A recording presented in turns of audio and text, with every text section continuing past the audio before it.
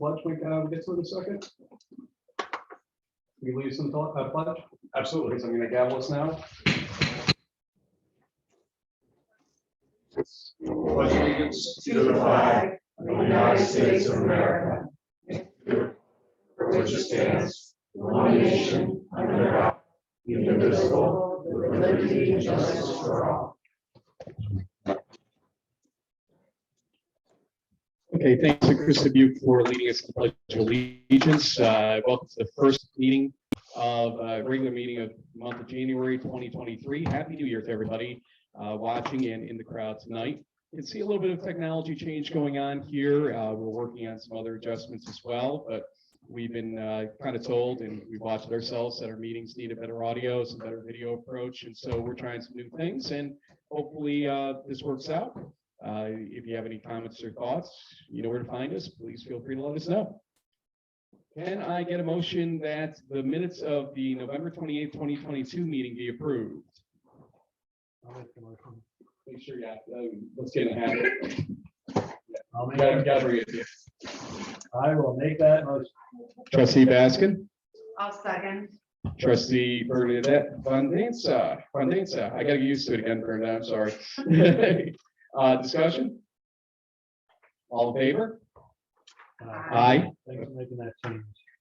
Opposed? Motion carries. Can I get a motion that the minutes of the December 12th, 2022 meeting be approved? I'll make that motion. Trustee Cormos?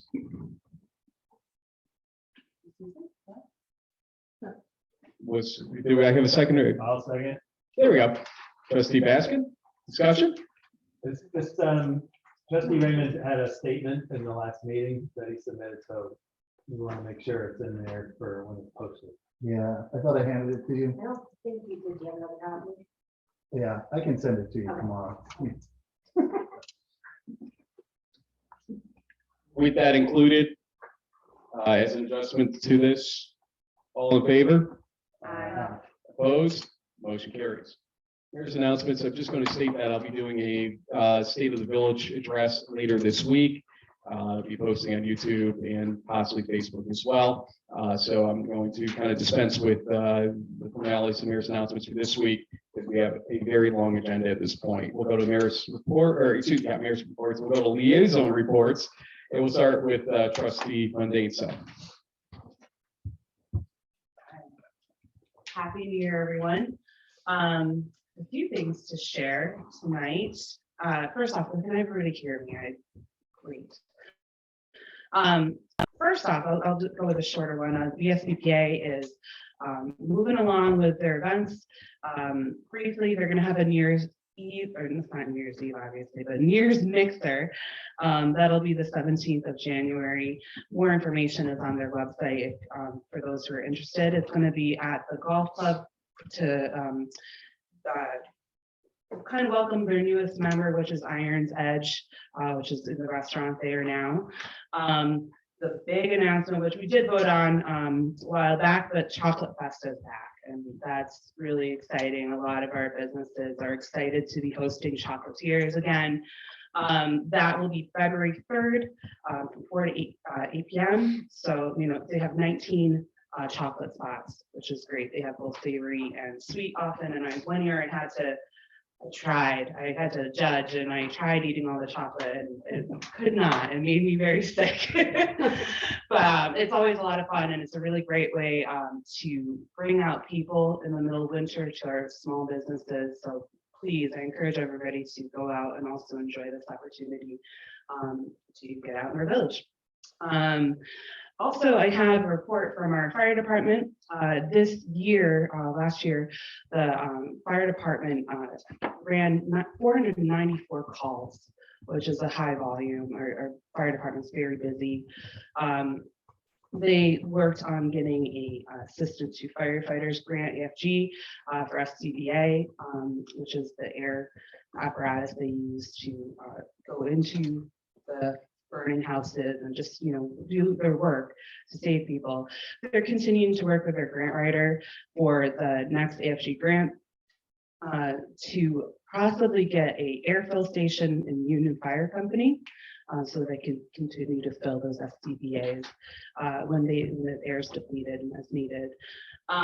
They are also, I have to commend them. They are really going after grants. They're trying to go after the staffing for adequate fire and emergency response grant at no cost to the fire department's budget. They're going to hopefully use that money to get a display sign and to get some materials out to help inform the public and educate children and adults about public fire safety. Additionally, they were awarded a $2,272 grant from the county to help remodel the county fairgrounds building that they just implemented last year, which was really great. Got children exposed to the fire department, our fire officers, our firefighters, and the other public. You know, there's people that could potentially be volunteers, and it was a really great time to see them in a really prime spot. They took over the old county sheriff's building. It's a really great way to get our village out there and promoting, you know, our emergency services. And then just, I want to commend again, I know I said at the top, they did 494 calls last year, but in particular on Christmas Eve, they dealt with 4 calls. And then on Christmas Day, they also had 3 calls. So these are people giving up their time with their family and, you know, just are constantly pouring into the people in our community to help them. And it's everything from pumping out basements. You know, there was a lot of water toward the end of December. So we're just very grateful for each and every one of them. And I just wanted to share that with the public so they're aware of how hard they work for us. Thank you. Amen to all that. Thank you to our firefighters, volunteers. It's just sensational. We are thankful for them. Trustee Cormos. Okay, for the library, they also have great news. They received a $100,000 grant from the Alfred Z. Sullivan Charitable Trust. And that's towards the campaign to renovate the library. It's a really great start for that. So, you know, with the campaign started earlier last month, it's great seed money that will hopefully pave the way for much more money. I think probably folks have not gotten or recently gotten a letter from the library, you know, requesting if you can part with a little bit more money to help get them on their way. They are going to be applying for a large major grant, which will be at the, you know, towards the fall when the solicitation comes from that. Just activities in the library. They have the After Dark Book Club, which will meet on Thursday at 6:30. And the library board meeting is tomorrow night at 6:30. And then their usual story time for children 18 months to 5 years old is on Wednesday at 10 a.m. That's all I have. Trustee Baskin. The Committee on the Arts met. Oh, Now you used to it. the Committee on the Arts met this past or last week, and they're working on a couple of different things. They've been talking to the library about collaborating on a craft lending space and also craft classes.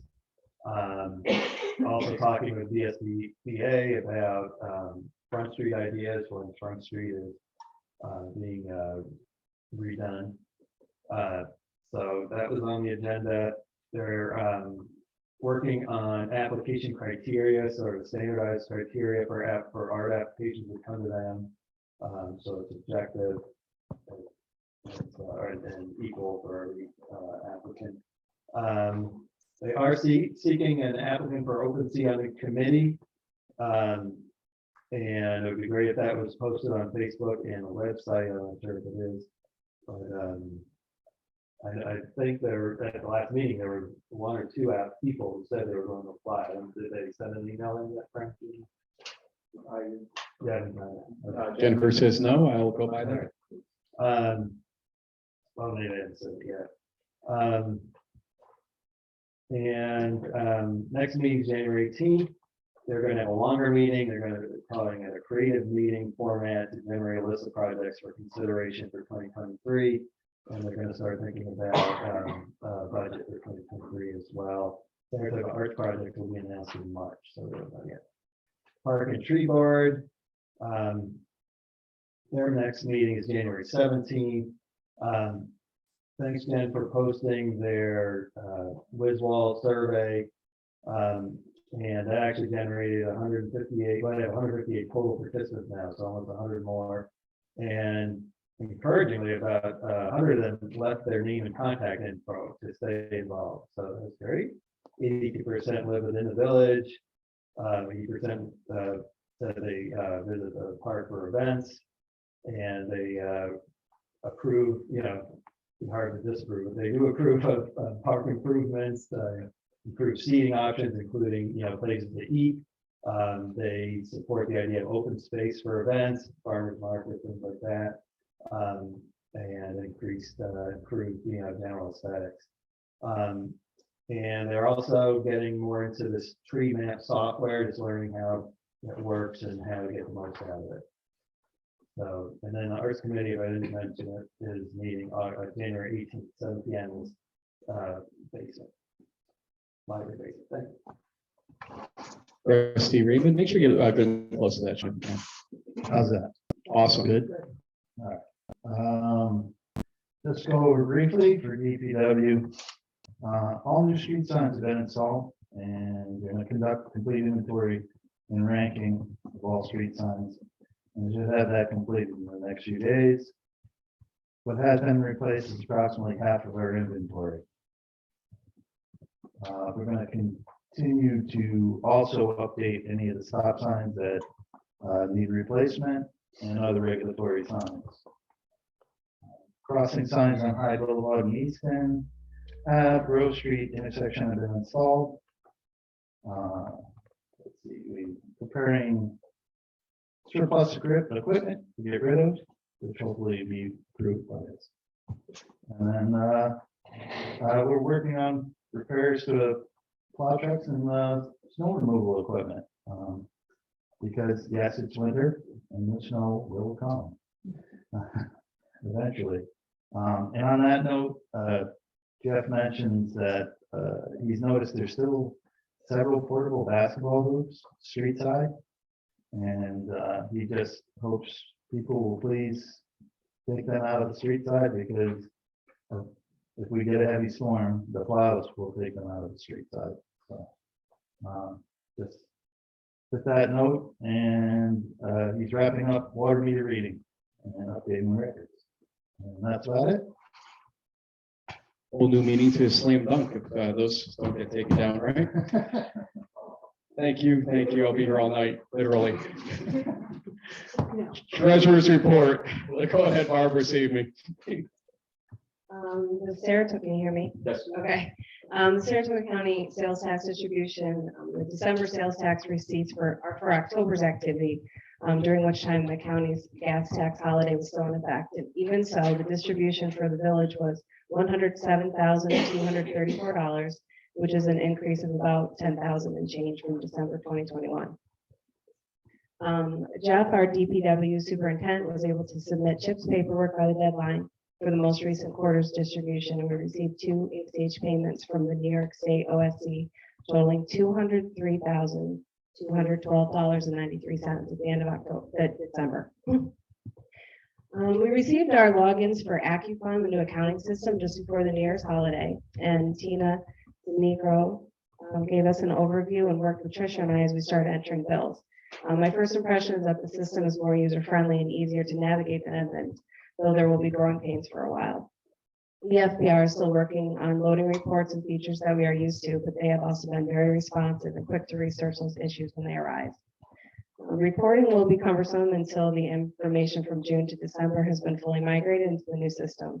Once that is complete, however, reporting will be much more efficient with AccuFund. The system has a drill feature, which creates a link that we can use to open any line in the system, the statement of revenues and expenditures, to instantly view every transaction in that line, which is really good. Transactions starting January 1st and later will be in AccuFund alone. So far, the only transactions we have entered are the bills. And Tricia and I needed to work quickly to get them all in for this meeting, but we were able to finish and prepare the abstract, which you may have noticed also has a different look. I should be learning this week how to record cash receipts and journal entries in AccuFund. I was fortunate to have used Edmonds in another village where I was deputy treasurer. So I was able to keep up with those transactions when I arrived without the need for training. But I've been looking forward to the implementation of the new system so I can work directly with the accountants and also understand more of my role as treasurer for the village. One drawback is that the utility and tax billing modules remain in Edmonds, which is not connected to AccuFund in any way. So as payments begin to come in, we'll need to cash out daily and record those receipts manually. EFPR will work with us on that process as well when we get to that point. This month will be the busiest I've had yet as we continue to use AccuFund for the first time for each transaction type. Along with this, I'll be working to close out the month of December, preparing the February 1st water and sewer bills, preparing budget worksheets and reports for the departments, preparing to transition payroll, processing to FBR and ADP run, and providing documentation for the audit. A state voucher package for reimbursement for the tree grant expenses in the amount of $23,659.29 was submitted to the New York State Department of Environmental Conservation on December 30th and was accepted the same day and sent off for payment. Thank you very much. A couple things, audio okay in the room? Everybody good with that so far? Good. For those watching Zoom, I should point out, go to gallery view because speaker view will not work. We are centralizing where the audio is going through. So make sure to go to gallery view on Zoom if you want to see everybody who's speaking, not just that one window that's basically the front of the room there. And that'll be important because we have coming up next our good friend John Behan from Behan Planning. He and Amy Fitzgerald have been working with our comprehensive plan committee very intensively over the last few months, especially to get a draft together. He's going to take us through a brief presentation right now about where we stand, where things are with it, where we're going. And then after that, we'll start old business with more discussion about the next steps with Carla getting in the act as well. But John, if you want to come up front, turn on that microphone, make sure you're good close to it, just like I'm just about swallowing mine, and you'll be all good to go. Okay, thank you. So, just going to give this to the clerk here. That's a copy of the presentation. Thank you. This one, and there's a longer one. This is only an hour or two. Per the mayor's request. I said I didn't want to grab any dinner later on. You know, go ahead, John, go 3 hours. So, thank you for that. Is this, can you hear me okay? Is it? Can you hear me better now? Yes. Okay. Well, Happy New Year, everyone. Happy New Year to you. It's great to be here. Does this move? It does. All right, it's not all, you raise it, yep. I'm never sure. There you go. Okay. Oh, look at that. I'm sorry if I'm gonna be blocking some people's view. Okay. And so, someone will help me advance these slides. Thank you. All right. And here we are. I'm honored to be here to represent the team and also to present on behalf of the committee, who really, I think you're closing in on 2 years plus in this project. 2 years plus in the project itself. There you go. Sounds good. You know, and it's a working committee. This is what I'm going to present is really just a kind of high level overview of the comprehensive plan, if you would. We'll talk a little bit more after briefly about the process of, I guess, the review and adoption process of the plan. So, and this will, the more detailed view will also be on the PowerPoint village website. And so, acknowledging the committee and the village board, and a lot of people who also helped out, including a very robust public outreach process that we had the village committee helped put together. So, what's a comprehensive plan? Well, it's a long-term look, right, at the future of the village. And interestingly, the state law is very flexible in terms of what is included in the comprehensive plan, how it's written. It has words like it may include and things like that. So what's nice about that is your community can write a plan as you want it to be. So we really did, the committee put together kind of interesting outline and unique approach. I would say it's not a path we had followed before exactly, but we followed it, and we were happy to, and I think it came out really well.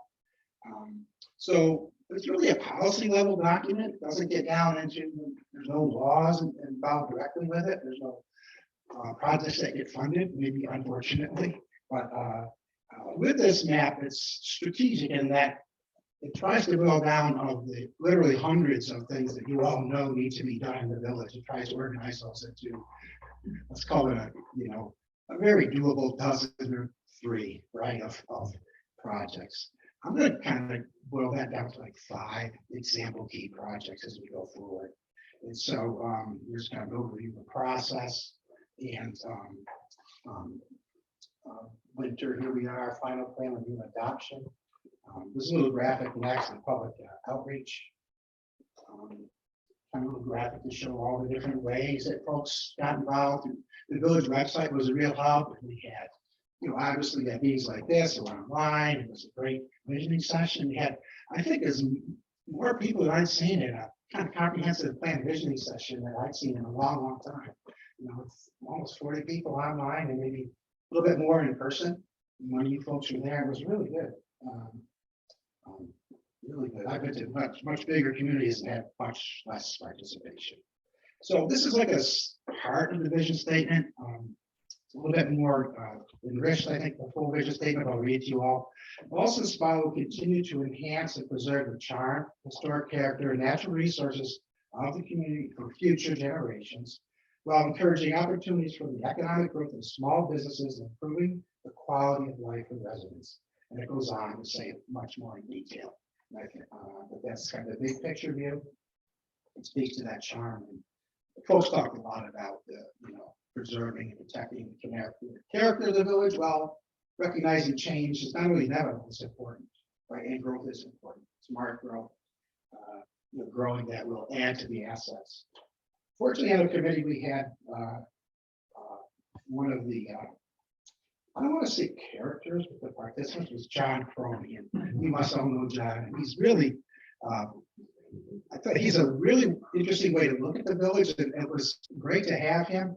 He asked us early on, what do you think the reason for the village to be here? And we were like, okay, you must have an answer you want to hear. So these are John's 5 phases in village history, and I think they're really compelling. I want you to go through all of them because I know you want to read it if you haven't yet. But it starts out with the Mineral Springs, right? Putting the spa, Ballston Spa, right on up to today, which was characterized as recognition of the charm of village life in a vibrant regional economy, which I think really is true, right? That's what's happening, and it's evidenced by how well occupied the village is with people living here. A lot of other villages in New York State aren't like that, don't have that going on, as you know. So the community profile was very comprehensive in terms of what was looked at. Unfortunately, the village had some prior studies which helped make that work from the consultants end easier and made us allowed to focus on more of the planning aspects of the project. Some of the priority issues included, what is the character of the village? History is obviously very important. Downtown Ballston Spa, smart growth, economic development, those aspects. Nobody wants to see the village, if you would, freeze dried. Wants to see it prosper and recognize it's a vibrant, growing place. People are looking for opportunity here. In fact, interestingly, speaking of opportunity, quick side note, we had a family member who lived in Houston, Texas, just moved here a couple months ago, bought a house on East High Street, brought the whole family here. They just fell in love with the village. We didn't tell them to come here. They came here on oil country, and here they are. What a testament, right? Really, and hopefully they'll get more involved as they sell in if that house is a project. So one of the key elements, and you'll be working with in the future, is a land use vision map, and this sets kind of a big picture, broad brush look for the future land use patterns in the village. So this will help inform a zoning update, which, as you all know, I'm sure agree, is an important project. The zoning code for the village is one of the main pieces of software, if you would, that guides what happens, and it probably hasn't been paid as much attention to, like many zoning codes, as it should have. And what I've seen too, when you do update zoning, sometimes that helps encourage folks to take a step forward and make investments. They see that confidence that you all have, saying, here's what we want to see. You know, right now, it's kind of I call it a restrictive document. It talks a lot about what you can't do. And we talk a little about that. So that's going to be my important future project. Here's some of the land use categories. I'm just going to show you just some images. One of the ideas that came up, and I think it's a good one, I'm sure you'll agree, is an idea of, in addition to sidewalks and street improvements, is improving connectivity with trails and biking, hiking, you know, folks for kids of all ages. If you want to connect around, and one thing interesting is once you build these trails, and we've seen that, we were involved many years ago, volunteering in Saratoga Springs, helping build that system. That wasn't a system, it was just a couple of chunks of trail, right, on the old railroad. But once that connected somewhere, once you could get from there to the YMCA, people used it. Once you get from the YMCA to the Spa State Park, really use it. You know, so the amount of people using a system, once you have, it's like cell phones, right?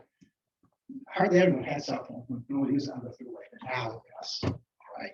So we truly believe that you've got some great corridors here, the Cater Ross and others, and parks that we connect to. This would be a really nice piece to work on. There's plenty of volunteer opportunities too.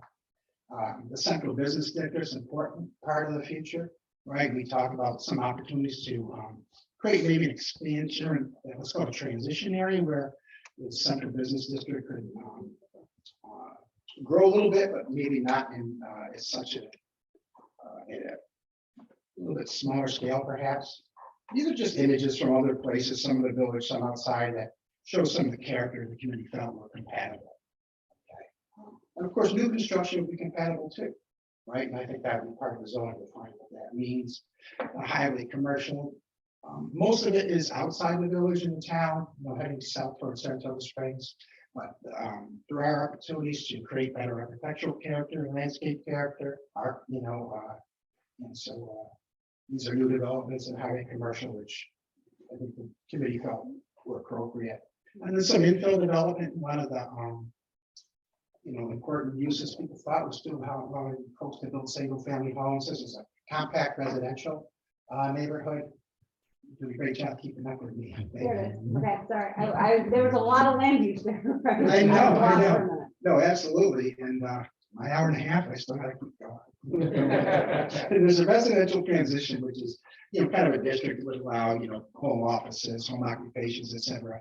It still would maintain the character of the neighborhood where that's appropriate. And then moving on to some of the implementation goals now.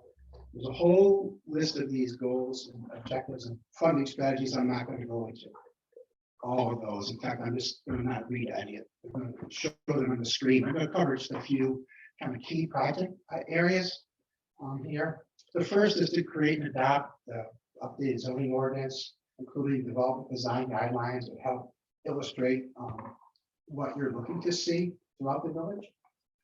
The second kind of area, and these are my kind of synthesis of the long and I think detailed and good list that the committee came up with. One is the brownfield opportunity area nomination. The village has funding for this, and it really covers the whole area down between the creeks, you know, in the heart of the village. And so this will allow the village and the property owners to work together to create reuse plans for those areas, and, you know, again, paint the picture what the opportunities are for that area. And also, once you get that nomination, the village in that district, the brownfield opportunity area would be eligible for additional funding, you know, and quite a bit of funding is out there for this. There's another opportunity, and we've talked about tonight already, a capital improvement program for the village and secure grants and local funding for that. You know, we all know, you know better than we do here as consultants, the shape that the village infrastructure is in. And it's like, you know, old houses have a whole village full of old infrastructure. So we know it's a challenge, right? But the idea of a unified capital program may help with that. Because I think we did survey the community, and there was a question, is something more important than others? Well, let's face it, drinking water is the most important thing for all of us. But in the scheme of infrastructure, folks all felt that it was important to be even across the board, and not ignoring anything. Don't ignore, pedestrian safety, of course, don't ignore stormwater, because that'll come back. So that was part of it. We talked about the village-wide trail system and also diverse housing needs and opportunities, including accessory housing provisions and different ways to address the changing needs of people living in the community. And so these are the more detailed elements of the plan. They're organized: open space and recreation, housing. You can see they're color coded by short term is red and moderate term, long term, social considerations, and information technology, climate change, some interesting topics. And John, just to reassure people that are watching, we'll be putting this on the website so they can see this as You well. can see this, and my intention was just to show you the richness of the work the committee did, not to, spend my whole hour and a half, 2 hours on this. Absolutely not. Transportation and infrastructure, village property, staffing, and moving forward. One of the things that we heard quite a bit, and I'm sure you know, is there's a lot of interest in I'd say village-wide. I'm sure you'll agree that moving forward is important, and it's getting things done with this plan, not just to have a plan, but to move on with plan projects. So part of that is obviously the review and adoption. It's kind of a handoff now between the committee to the village board to take the plan. I think I was trying to think what metaphor you want to use, but maybe a relay race, and it's a long race, and now it's the last baton, right? And so hopefully the committee set you up in good shape to take it overnight. But there's a process to go through still, and getting projects completed will be part of the success. So allow me to read this. By undertaking substantial community outreach and balancing the needs of residents and businesses to foster the community's vision, the comprehensive plan will serve to guide the future of the village of Ballston Spa for the benefit of current and future generations. I think that's what everyone here believes. I believe that plan get you there. Thank you. Go ahead if you'd like to give them a quick round. Hey, John, I'm not letting you off the hook here. Before we go into, let's say, a formal Q&A, you brought up the next step. So I want to hand over the microphone to Carla as well here to kind of walk everybody through, both of you jump in with your microphones, to take us through the next steps so everybody understands what is in front of the board and what we're going to be doing with this moving forward here. Thank you. So generally speaking, the next steps are really boring and procedural. Just to give you a heads up. Ultimately, the plan has now been given to the village board. It will be available on the village website, hard copies in the village offices, and here in the library. The village law actually specifies a lot of things that we have to do here. So what I'm telling you are things that we are required to do, and John's nodding, like we're required to do under village law. I think it's 722 or something like that. Ultimately, we have to go through, we're going to take the time for you folks and everybody who wants to review it, to review the draft plan. I know that the trustees are going to want to review it, the mayor, myself, just to see where the committee landed. Likely, probably not a whole lot of substantive changes to it because the committee did work diligently on this. And that was the point of the committee. So ultimately, procedurally, there's going to be an environmental review, which is your normal, environmental assessment under seeker. It will be sent over at this time to also it'll be sent over to the planning board, the zoning board, perhaps the historic commission. The planning board is required under village law, but I think the mayor and I discussed sending it to the folks that are going to have to actually implement it. We're going to, be sitting in front of people with applicants saying, as your comprehensive plan said, as you know, that's what applicants do. Then what's going to happen, it is zoning. So it has to go to Saratoga County Planning Board. John and I and Amy had a Zoom meeting earlier today talking about timing on sending it to the planning board. They only meet once a month, but they do have to review it. All of this is kind of in the background. The board will perhaps hold a workshop, that's up to the board, to have increased public participation, even though there was quite a bit during the planning stages. We discussed, it's never a bad idea to have public participation of the final product.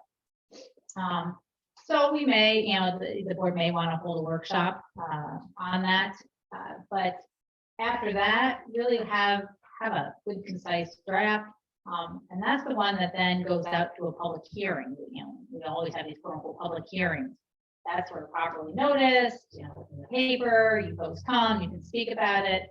This board looks through and completes its seeker determination, decide whether it has a significant impact, likely will decide it does not, but the board will go through the hard look process. Then it will approve a resolution adopting the plan. That plan's then filed here with the clerk and with the county. Once that is done, and this will take a number of months, just because statutorily there are requirements in there for 30 days here and there. Once that is done, the board can then move forward with going and getting RFPs to prepare the zoning, to take the comp plan and go forward and rewrite, amend, fix the zoning code you have now. My partner Stephanie will be thrilled for that to happen. So ultimately, that's kind of what it is. We don't have specific time periods at this point when all this is going to happen, but that's the process. We're hoping to have it done in the next few months. Summer is not something that's unattainable. John and I were talking earlier, even perhaps end of March. He's hoping pie in the sky end of March. I told him I wish you well, but perhaps we can, because it is pretty much all done. So that's generally what happens procedure-wise. What we're going to do is kind of put together a timeline with some soft dates in it for the board, just to keep everybody on track as we move forward to get this done. John, any input you want to give on that? No, I just like the idea of spring. Sounds good, 2023. But no, I think that's responsive. Hear what you hear and get it out there and be sure that folks you have a chance to understand it. And yes, I'm of the opinion that Dawn is beautiful. I got a question. So we talked about all these people might review it, zoning board, planning board, village board, public. What would be the process if there are comments, and there already have been some? Is it something that the consultant with the comprehensive planning group would then deal with, or is it now something we have to deal with as village board if there's feedback? So at this point, it's in the board's hands. So certainly the committee members could comment back as well and provide some guidance. But at this point, I think the board will look at those, see what the comments are, and I think typically what we would do is have some kind of workshop with you all, process the comments, and many of them we'll see what they are, like see what those are, and then I think the board will have to ultimately make a decision. But we typically the consultant would make a recommendation as to how to address the comment. So our thought would be we look at the comments, someone in the village would assemble that and organize them on our behalf. We would, and then we're doing a workshop or however the board wants to do that, right? To go through and say, okay, now here's how we address these comments and feel comfortable with it. So the board has to feel comfortable. Right. I mean, that makes sense to me. So we collect a bunch of comments, potentially have a workshop, and then finalize as the next step with you. Right. Yes. Yeah.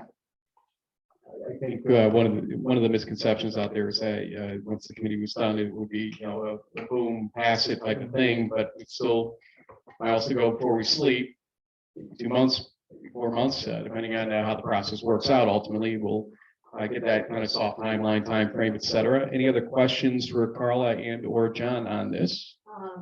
One is, I hope we can get it wrapped up quickly because as you may know, we've applied for a grant, to start the zoning, and from what Carla said, we can't start that until it's finalized, absolute final, or could we start sending out RFPs and that before it's got the stamp of done on it. It wouldn't, you can always send out an RFP, but it wouldn't make a whole lot of sense to send out an RFP to draft zoning based on a comp plan until the comp plan is finalized. We have to wait for it. So I would recommend waiting. Yeah.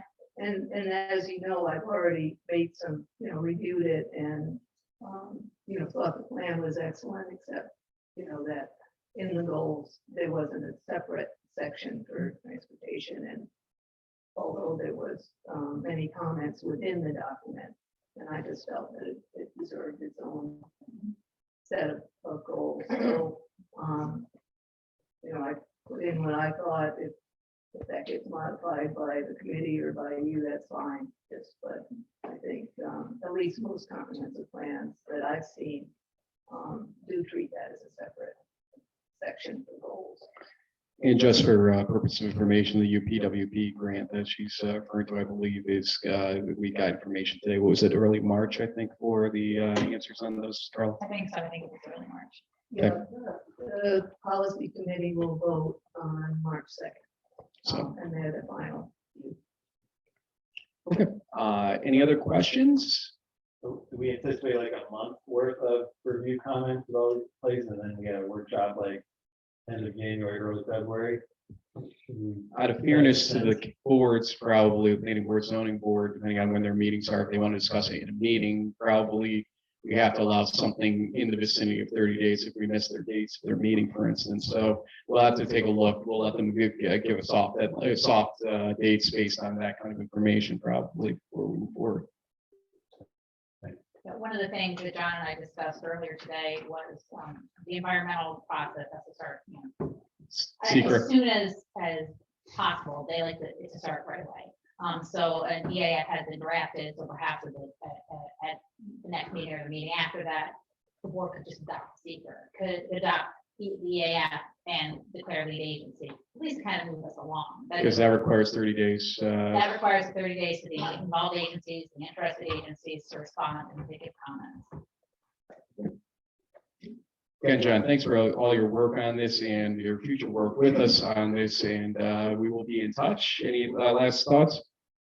No, it's Ken Howard still, right? Nope. Someone close my phone. Okay, John, thank you. All right, Thank you you're very much. welcome. Thank you very much.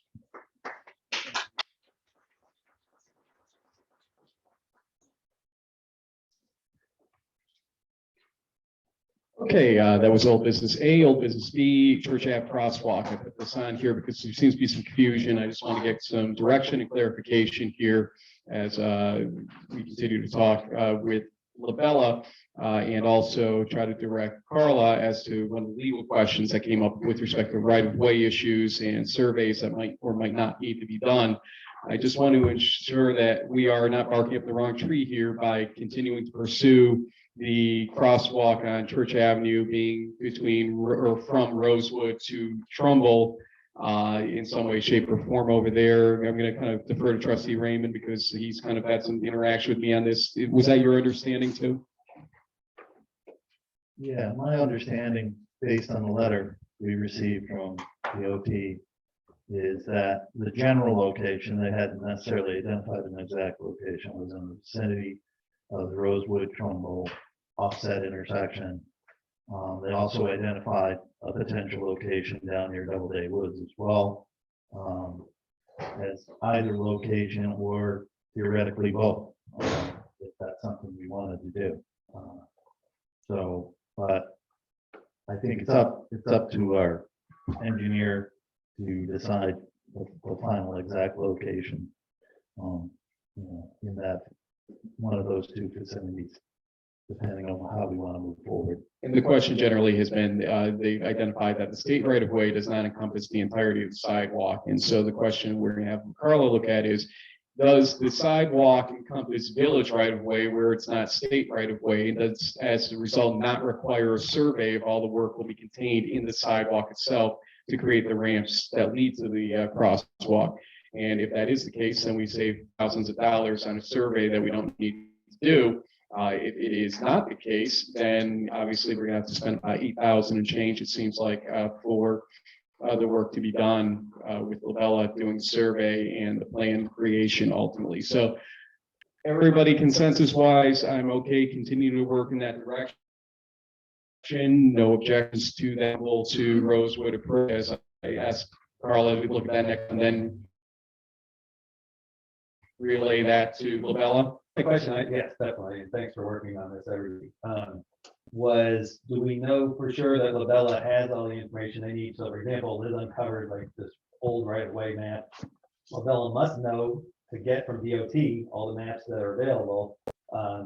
Does it make sense for you, Sean, and Lavella to have a phone call meeting and just verify whether they even need a survey or if they have those documents? They have identified using the information they have that the state right of way is somewhere inside the sidewalk, but not the entirety. And they would need the entirety of the sidewalk, or at least near the entirety of the sidewalk, to do the ramping. So they need some kind of further surveying / approach to make sure, unless we can say, oh no, don't worry about it, it's all right of way over there, so go ahead and do it, and reassure DOT at that point that we're doing it in full right of way. So that's a legal question ultimately that we have to really look at, because we've never seemed to ever land on whether or not sidewalk is or isn't truly right of way for the village, and we need to get a clarification on that. Probably something good having our sidewalk code too. One possible approach might be also just to reach out to the permit engineer.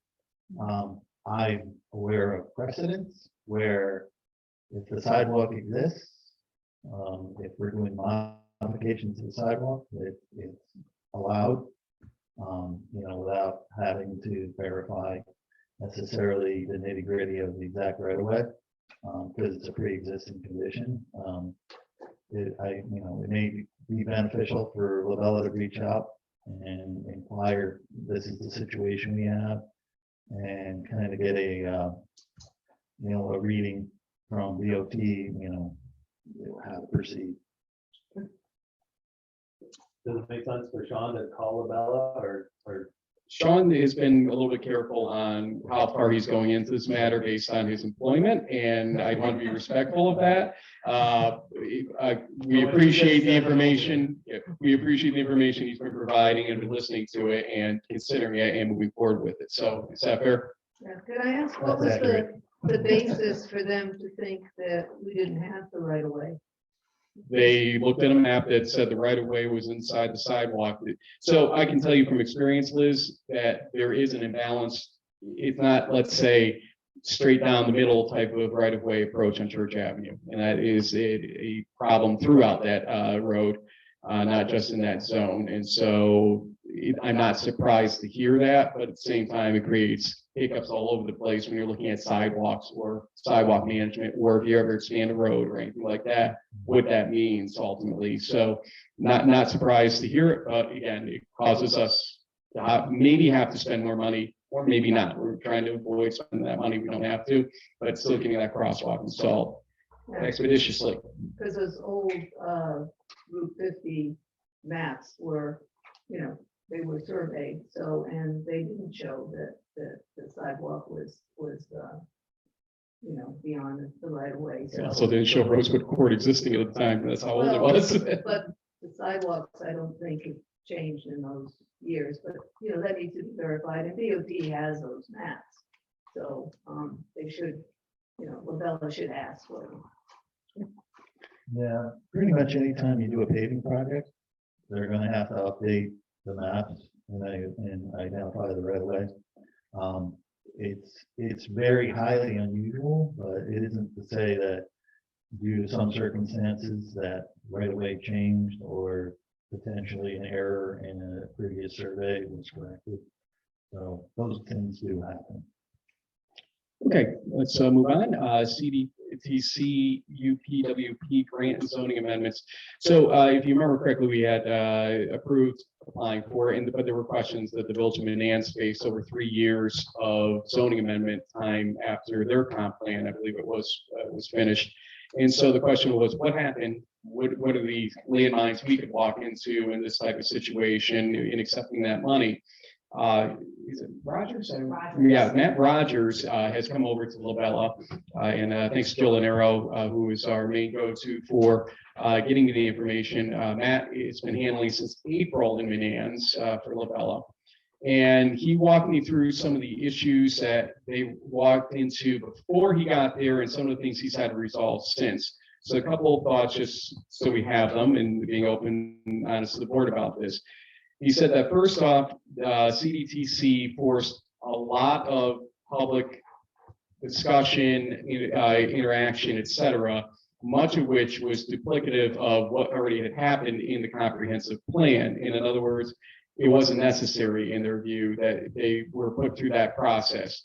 And so that was a good handful of the first months were sort of not necessarily wasted in his point of view, but unnecessary to the degree that they occurred in. The second thing was that they did try to drive their own agenda into some of the zoning ideas that were going through. And he warned that sometimes he has had to actually tell CDTC, look, you are grant administrating. It's up to the Village of Manans to make the actual decisions of what they're going to do in their zoning. And so he said, you just have to be careful and cautious of that push and pull that occurs in that situation. Fair enough. The one thing that I did note is that he said that when I asked about what the costs were to Manans over and above what they expected, technically there wasn't anything over and above because they're within the scope of work that Labella agreed to do, meaning that Labella basically had to eat this, something that they viewed as 12 to 18 months. They've had to invest 36 to 39 months of work into. So you can tell that that budget's been blown in that respect. And I have a feeling now that they and anybody else that sees an RFP that states that there is a UPWP grant involved may up their price out of safety and concern. So it's just something to be aware of with respect to that grant. You didn't talk me out of the idea of, whether or not we should be applying for it. We should. It sounds like good money, but at the same time, it's good to be educated on the information like that about those types of landmines that may lay in front of us in these situations. So I appreciate that. He also flagged us a $10,000 grant opportunity from the Hudson River Greenway, which he provided us a sample resolution. It's much easier and less onerous in terms of what they expect from the village in this type of situation. And so Carla and I were already looking at proposing to approve it next meeting so that we can begin an application for that $10,000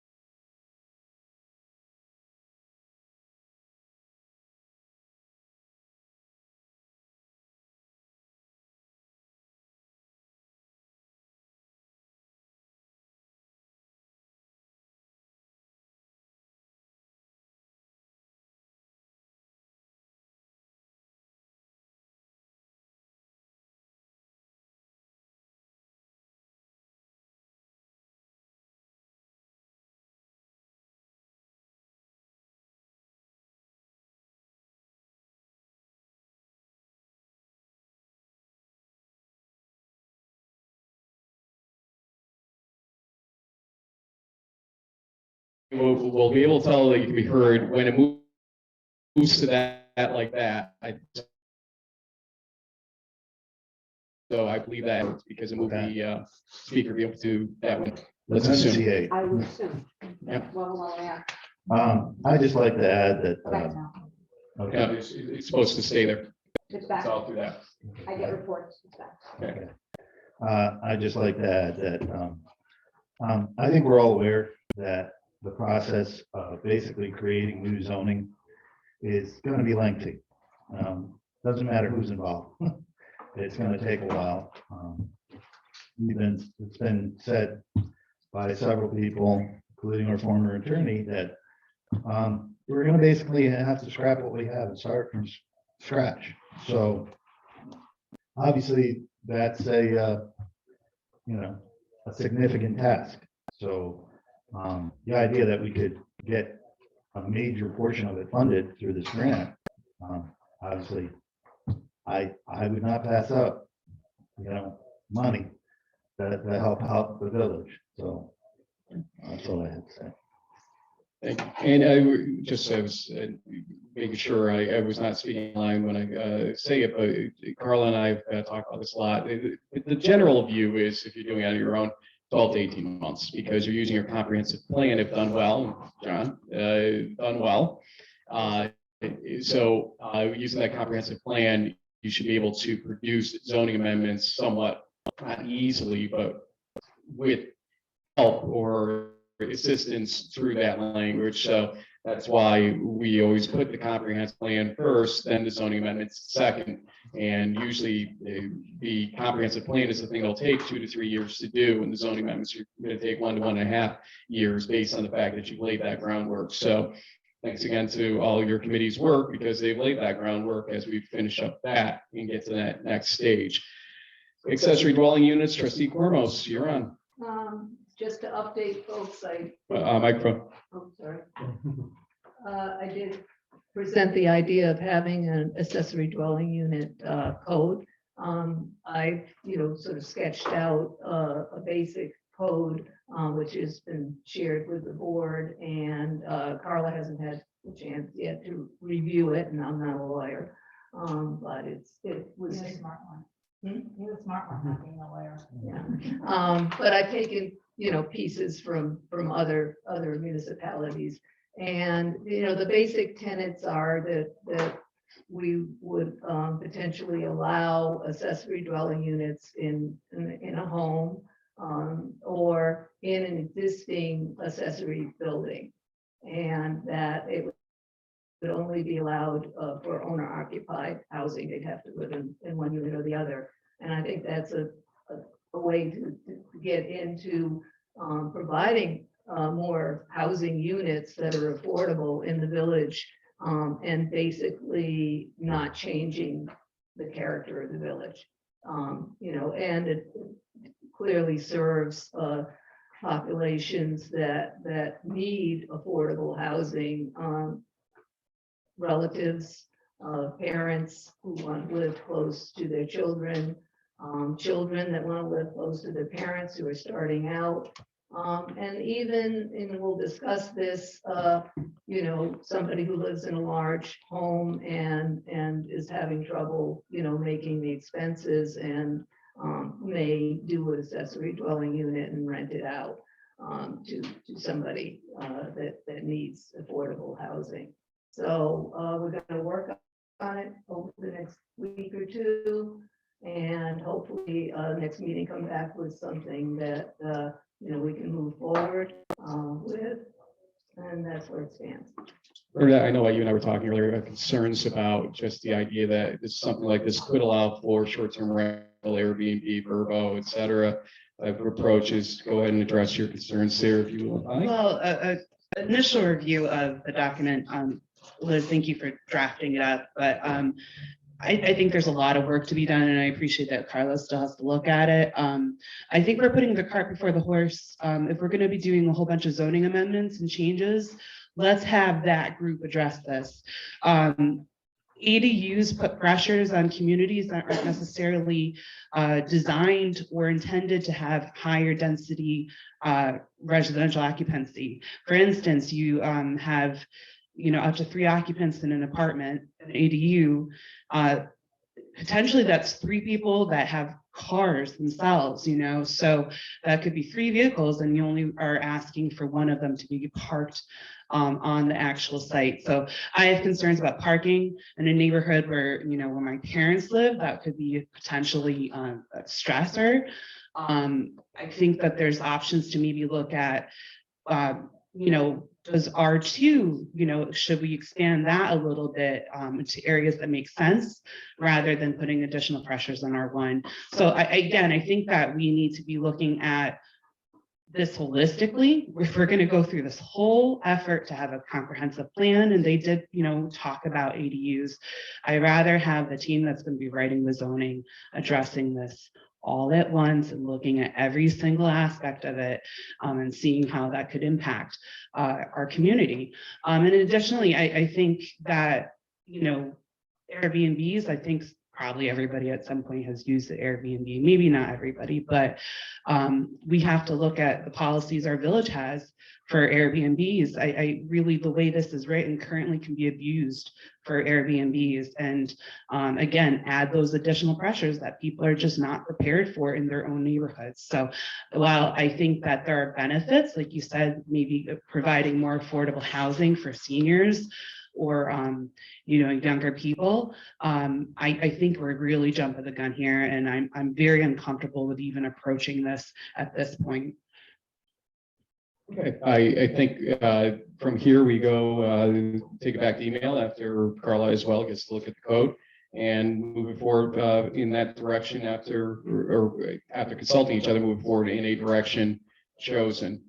Let's move forward to E, which is 3 different codes, and I think Carla kind of has made a plea. I'll let you make your own plea, so at this point, and tell the crowd why that plea exists.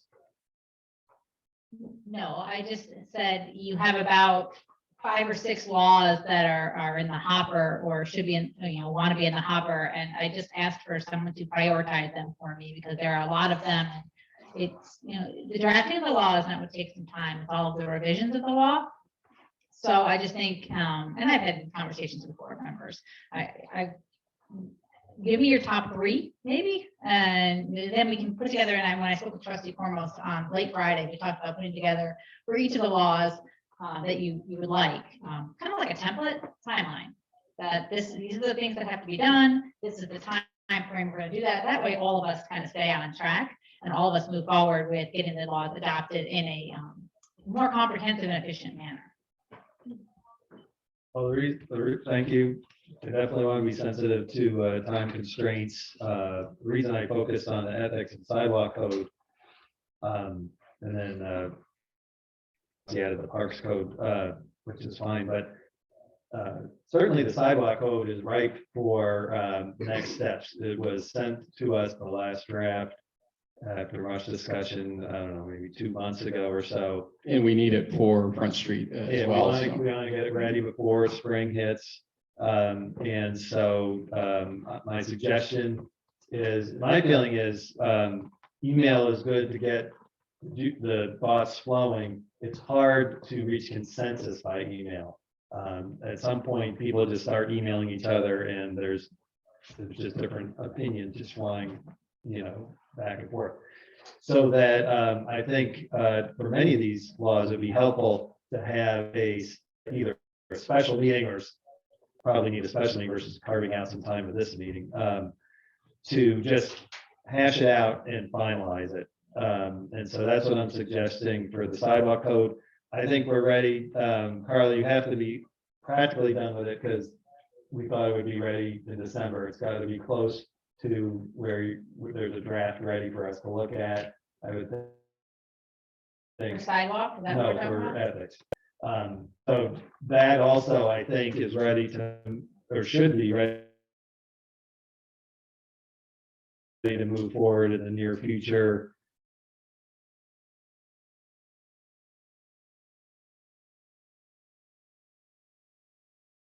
a special meeting on each one. If that's the most efficient way, and frankly, I think a meeting is more efficient than a bunch of emails flying back and forth. So that's what I'm suggesting to this group, is that we have some special meetings, at least around ethics and sidewalk. I'm okay adding parks into that as another top priority. Parks is honestly necessary because we had safety concerns and issues last year. We also had some businesses that wanted to have the option for potential beer garden, which as well, because their SLA licenses were allowing them. And so we kind of owe them for our residents, the safety issue, for our businesses, that possibility as well. So kind of killing two birds with one stone. So that's something that we definitely have overlooked to a certain degree, but still have time to get it done in time for the next season. And so that's why I have tried to not lose sight of that one. And I think we need to make sure that gets done. It's front loaded as sidewalk and ethics. We'll probably have more fights about ethics because of some of the approach on that. I'll be honest with you, from some of the back and forth I've seen, than we would with sidewalk and parks. So, bite off as quickly as we can, and then we'll have that other one. We know it's going to be a little more contentious, maybe out in the future. Yeah. The park, I don't think we've seen the latest draft of that. There hasn't even been an initial draft. This is something that's just discussed. Oh, so you don't have an initial draft even yet? Okay. No, I don't think I was directed to draft. Oh, I thought you were. I was directed to draft the sidewalk one. You were directed to draft the I parks one don't yet? recall being, but that's fine, and I can get it, I will get it done. All right, my assumption was you were working on it, so. We found samples of different ones. I don't think we actually landed on where to put her at by swap. So why don't we, she knows what the general objectives are on that. So why don't we let her go ahead and move forward with that, because we know we got to do something about safety, hours, general rules, no loitering type of approach, and the beer garden approach. That is something that we want to help our businesses with. In terms of our special meetings then, I'm just saying, it's all coming back to me now, Okay. that's all, because, there was the question about the folks that were living in the park. I don't mean to keep having my head up the microphones here. And I looked at your code and I said, you guys gotta fix this. And so that was on me, saying, you gotta fix this. Why I gave myself more work is beyond me. But, then we did look at a number of laws, and I think you folks sent some laws as well. So I think it's just combining them and throwing them together. the other piece that I know the Parks and Tree Board is working on is something around distance planting trees, memorial trees. That was a part of it. So yeah, but it sounds like the ethics code may be closer to an opportunity for a meeting than the parks code. I don't care the order really, but it sounds like it may be more presentable sooner. I just want to see parks in the spring because we need it in the spring. Yeah, Whenever Carl is ready, I guess. But sidewalk should be ready for a meeting. yeah, I think sidewalk has been out there Yeah. for well And- over a year, and- and definitely, I think we're very close to. And when we say sidewalk, we also mean revision to the fee schedule. And we've suggested a change. So that would be part of the conversation on. Yeah, I that think special we should settle on the fees, although they're not part of the law, but it's part of the conversation. Right, and I think we've always kept those together, so that's not. Yeah. I think so. You feel comfortable with where you're heading with this, not to belabor it further? Yes, that's a thumbs up. We'll just go with that. Okay, moving forward. Okay, so when do we see, should it be next Monday that we have a sidewalk special meeting, or should we do this No. over? Martin Luther King Day. Oh, right. So should we do this over email? We'll schedule it over. Yeah, I think that's the best move at this point. Yeah. Okay, new business discharges to street. I was called out on Christmas Eve night, right as I left midnight mass. I had to go check on Dublin Drive because we had an ice slick basically form. And I come to find out the likely cause of it is discharges to the street being made by sump pumps, for instance. And this is not isolated. We actually got a complaint this past weekend on this type of situation as well. I went to Carla because I looked at her code, and what seemed to be a simple question doesn't seem to be as simple in terms of just saying, here's a law, stop doing it necessarily. And so, hey, welcome to Ballston Spa. But Carla, if you want to take us through that one a little bit and what your recommendations are moving forward. Sure, and for some reason, I keep getting kicked off the library internet, or I'd have the code right in front of me. But when the mayor brought it Thursday, to my attention, we looked in the code, and the code does not specifically say you cannot discharge your sump pump onto the roadway. It says you cannot discharge into the stormwater system, but that's not, or the streams or waterways, but that's not the same thing. You know, a creative attorney could argue that once you discharge onto a road, it flows into the storm drain system, Are you creative attorney? which is the argument I would currently make right now if we had to, but it may, see, this is what I argue myself in trouble. It may make sense to revise the law to make it cleaner, unintended, cleaner to say, you know, discharge of some roadways, sidewalks is prohibited. And that's perhaps because the sidewalk law is currently being revised, we can incorporate it into that portion, into the sidewalk law. Because we do have a portion where we say, you know, that you can't put, you know, ice on the sidewalk, snow on the sidewalk, brush, you know, clippings, things of that nature has to be off it. So perhaps we incorporate it in there, and that way we've already got the law in place. We don't have to start and go to a different section of code to fix it. So that's my thought process. If that's okay with the board, I'd like to incorporate that in the sidewalk law draft that I'll send out to you folks.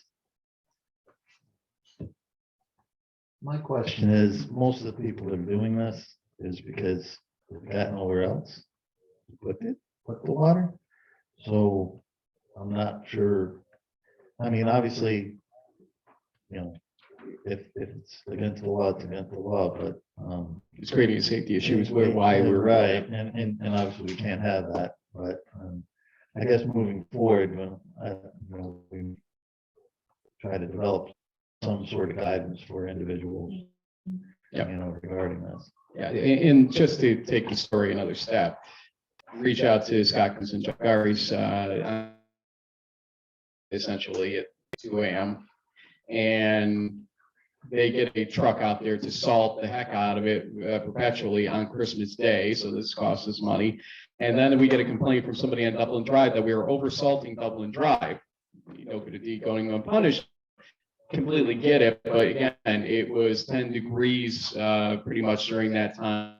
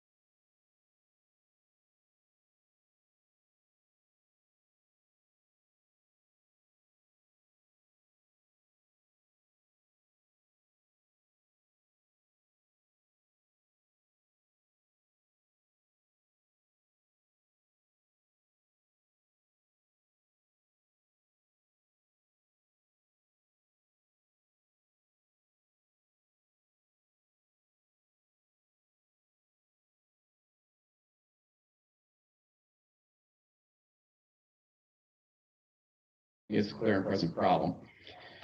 Okay, Jennifer, if you want to go to handling water meter issues, Jennifer came to me with some thoughts and some problems. Again, looking at our code, there seems to be a code-based issue going on here throughout, but this isn't directly the code per se, but it's issues that have arisen that kind of fall outside the code a little bit. And if somebody wants to hand Jennifer the microphone, that's next to Sean.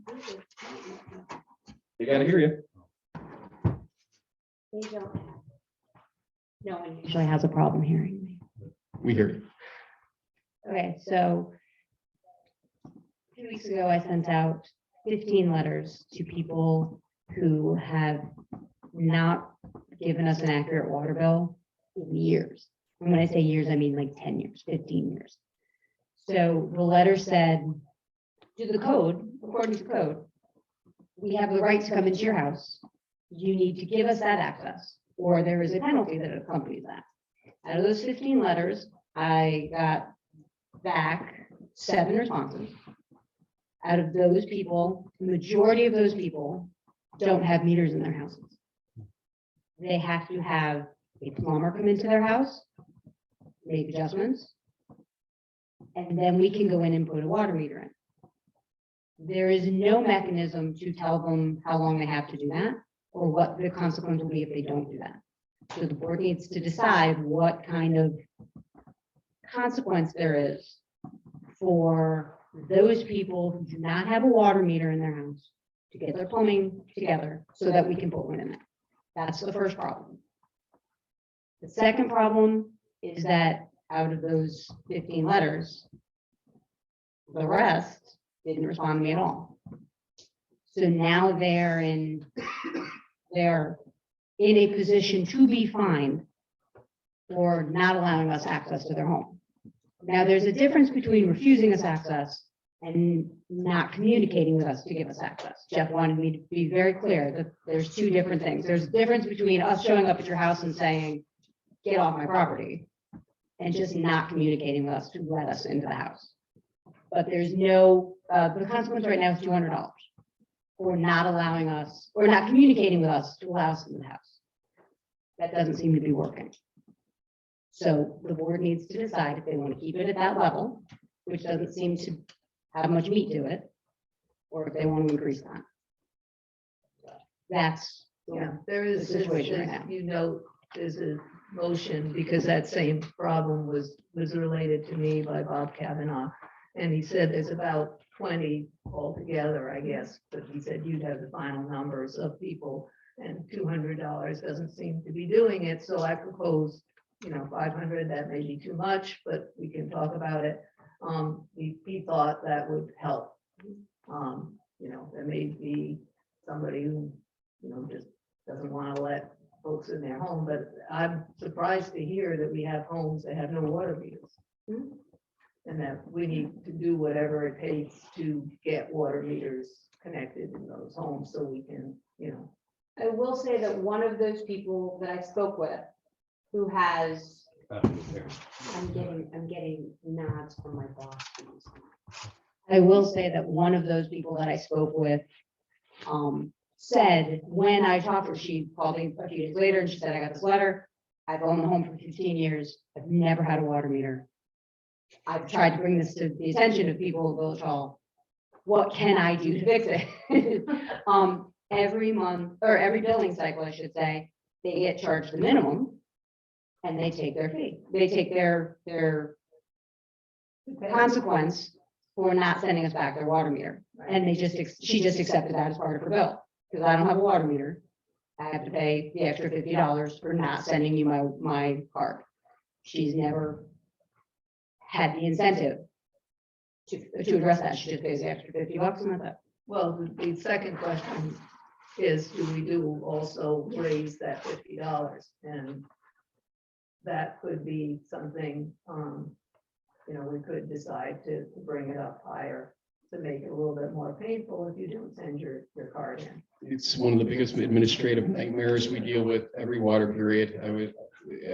And Bob has told you that, from having to deal with it to the emails that come in, to me having to evaluate each account on an individual basis, et cetera.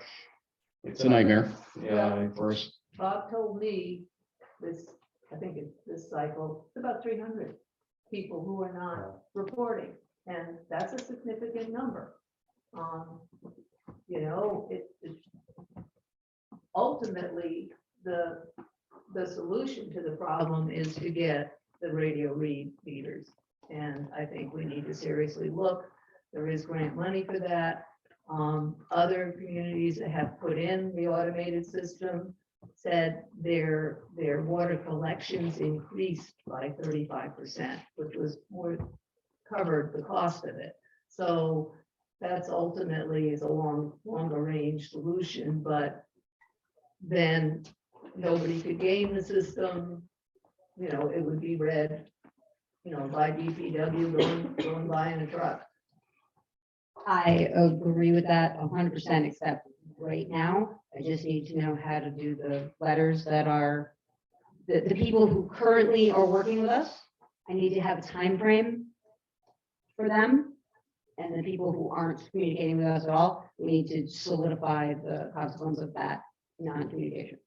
The other thing, not part of my 5 minutes. Well said. I didn't want, you know, you spoke. Anybody else?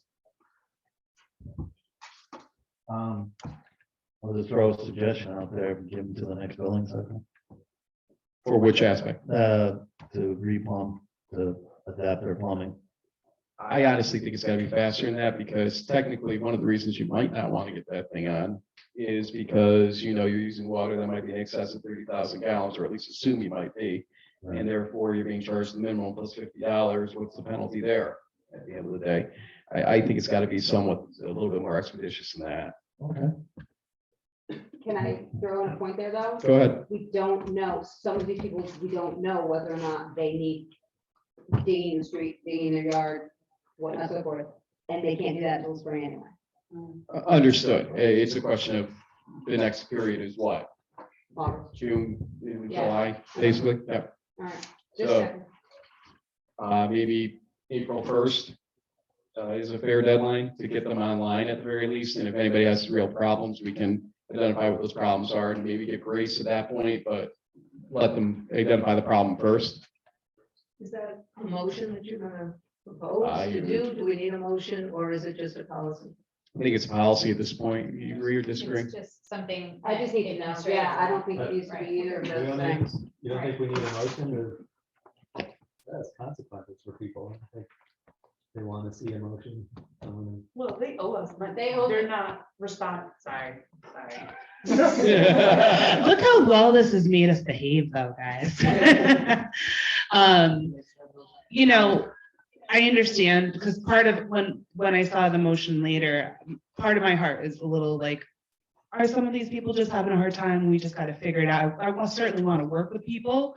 But at this point, I think to give a deadline when they already owe money and they probably know they owe money, I think it's okay. I think to say April 1 or whatever it is, so that you have some time in spring and, you know, say in the letter, please communicate with us if you have serious problems. Like I ran into a house one time talking to a homeowner who literally, they didn't have access to, there was a water meter, there was no access. Like it was like underneath something. It was just weird how to even get to it. And so, Dave Brown's mom, I think. yeah, it was his mom. And I so certainly we understand there's weird situations, as we're finding with every aspect of this village. There's just a lot of fun things we're learning. But you know, I think it's okay to just give some outlines of what our expectations are. And I don't know that necessarily is a motion needed, because I mean, Actually, Go ahead. New. You're actually allowing them additional time and you're giving them a leeway. Right now, it's just, you need to pay the money, we can re-levy it, we can turn your water off, we can do all sorts of things. And this actually, Imprison you technically. technically, so at this point, you know, because this actually aids them, I think it's really not something you need a motion for. It's just something that's gonna be put in, because you sent me that letter, right? That's the letter you sent me and we talked about it. Right, okay. So I think just, you know, in that letter indicating they have till April 1st to get everything situated. And then moving between now and then, we can look into, you know, what else is possible that we could do to help you and to collect the money for the village. What happens in April if they haven't done? it? That's another question. That's the next Well, I question. mean, Not part of my 5 minutes. that's part of the letter, I would think, and I would think if there's some consequence that's negative, I mean, I agree with what we're talking about. It just seems like if it's a policy where there's a negative outcome for any segment of the population, it should be a motion, that's all. According to the code, can't we, or wherever it is. No. that- Well, this is new. This is not something covered in the code. So I'm not disagreeing with what we're saying to do. I'm just thinking that it needs a motion, but I guess, Carl, you're the expert, so. Well, I just don't think that you need a motion to send out the letter. But I think that moving forward, we just really do need to see what we want to do, because as I indicated, there's limited things you can do, and one of them being turning the water off, and this board does not want to do that, I presume. But Jen wants to know what's in the letter. That's the We thing. worked Right, on the and I've got letter. April first, and I can work with April first. And that's Okay. fine. And put whatever, yeah, we worked on the Are you letter gonna already. But then then to Ben's question, please have this taken care of by April first, or Is there gonna be a fine? we have to be, We will take all necessary legal precautions. Yeah. There you go. Okay, Yeah. but that's separate from the charge for not letting you. in. Right. Right, right. All right, so there'll have to be another letter, obviously, closer to April when we figure that out, saying this is what's gonna happen if you don't do it. No, I don't think, No, we're good. no. I think we're good. Yeah. We'll take legal precautions at our disposal Right, to ensure that this gets taken care of. right. And there's several, as Carl mentioned, so I think we're fine. I mean, you could send a policeman.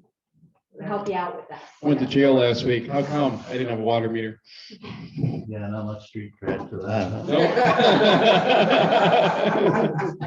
These microphones are allowing for the best jokes of the year so far. Before we get off the subject, I do need to know if we're gonna increase, before we get off the subject, I do need to know if we're gonna increase the consequence for not communicating with us.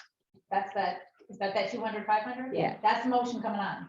Okay. Ahead of yourself. Not part of your 5 minutes. Focus, Jen. I'm sorry. Okay, I think we're done with that 5 minutes. Let's go to 10. I want to give a general overview of where we are and see where at least I'm going to pursue going forward and hopefully get some buy-in from this board, but we'll see where it goes. So the need for a new police and court building and obviously DPW as well, but especially police and court has become more clear and present after some discussions with Dave Bush and Mike Morrissey. And so folks have been reaching out to me asking why isn't the village interested in the old Napa building that's on Fulton Avenue.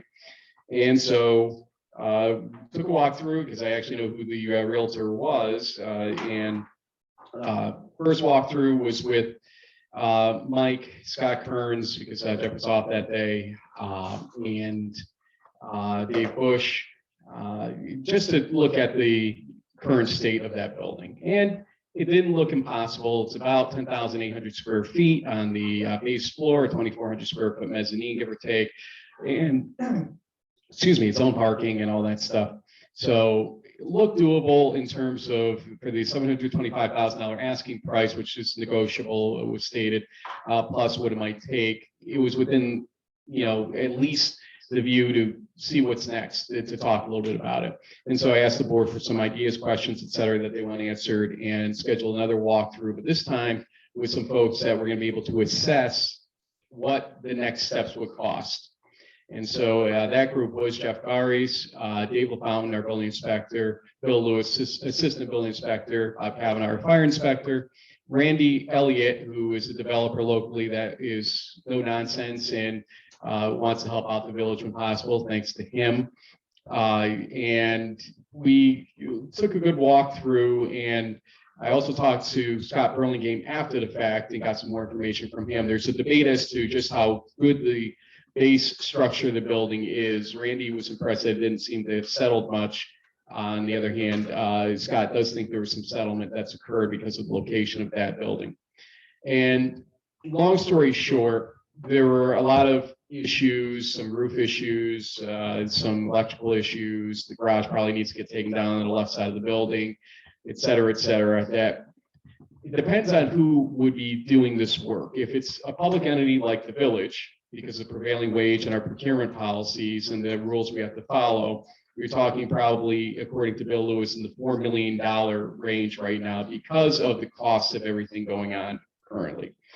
Randy Elliott on the private side said when you don't have to encounter that type of situation, you're probably looking into the low twos ultimately to $2.5 million number when you include also the purchase of the building and land itself. So the one thing you learn real quick is the probable only way that we could ever do a site like that is if we had an investor / developer come in, do it themselves and rent it from them because they would be able to do a lot cheaper than we would, and then basically come in and have an option to go into a building already finished that might not have the onerous regulations, et cetera, that we would have to follow and some of the pricing, et cetera. So we also tossed around the community emergency building, which is about 5,500 plus square feet compared to the 4,200 right now that police and court is. And we're punting that one back and forth, discussing it, et cetera. The general consensus from those that work in the building, the police and court building, is that we need a lot more than just an extra 1,200 square feet because we're already shoehorning ourselves in the current building. And also a lot of the gain of space in community is garage bays, which we would have to basically re-engineer, re-facade probably, et cetera, too. So there's no easy solution there. They just broke ground, I believe, last week in Milton. The community police will take 12 months. For a new building, I'm going to agree with the folks in Milton right now that you're probably looking at 14 to 18 months at the least. And so they will not be out of this building until somewhere in the middle of 2024, most likely, which means additional time for us to refit the building if we ever took it. So we wouldn't get into there until probably middle 2025, give or take. So it's led to some other ideas as well. Sean was bringing up the idea of, hey, what about, if the county were to move, what would the availability of space be there? We've had some general conversations about that.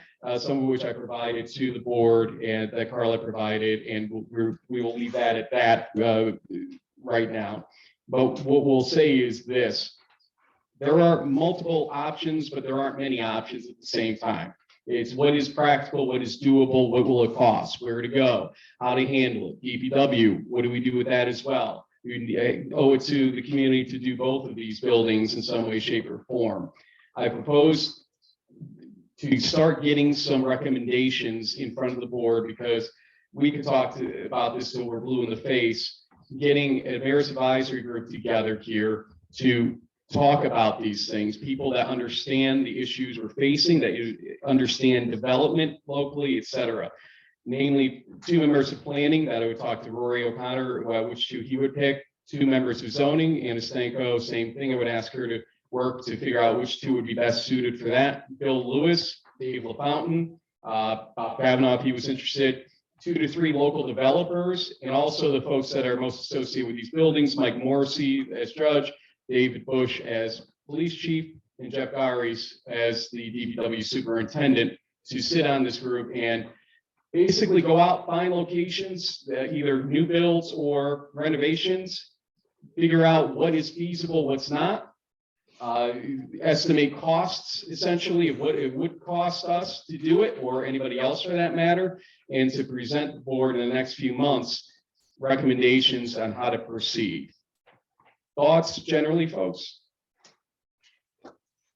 Yeah, I think we're kind of getting to the point where, we looked at the obvious options, and it's kind of, we're hitting walls. It's not really practical, I think, for our needs. So I think, pulling in the people that know these things better than, myself. I'm not going to say anything about anyone else's expertise on this board, but I think it's good to get other eyes on this and to have those people really invest their time, and, just providing us some options. It's a tight village and there's not a lot, but they could maybe think of some really creative solutions for us for these buildings. I mean, all of us have said it, they need some attention and space, and, with the courts changing the way they are and the requirements, we really need to have a more modern, system, more modern police department, more modern court. I can't say modern, modern court. So, yeah, I fully support getting this team together to work on this.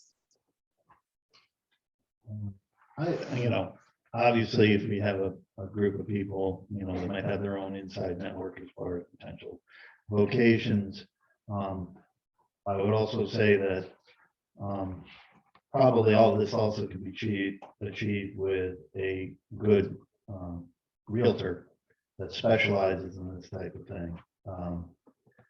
And they would be able to provide comparative costs, market value costs, things like that as well. if you wanted to use an advisory committee to potentially create a short list of properties to move forward with, I can see that. What they would need is basically code requirements for both police courts and the office of courts services on basic minimum requirements for both of those, uses. And having Mike and Dave on there would be helpful, I think, in that respect, because they would be able to get us or get whoever that ultimately. Right. I mean, you may want to, we might be able to get those minimum requirements if Labella has an architect on staff, because that's what they do. So,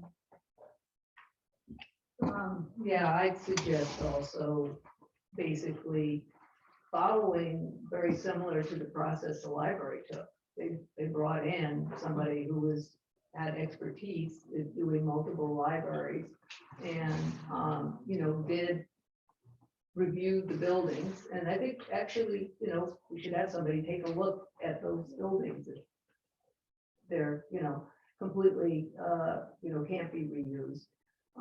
Probably it can't, but along with somebody whose profession is finding sites for people who want to buy or rent, and that's a profession. And the combination, some of those firms like CBRE also provide the initial space planning. I think that's one element that's sort of missing here.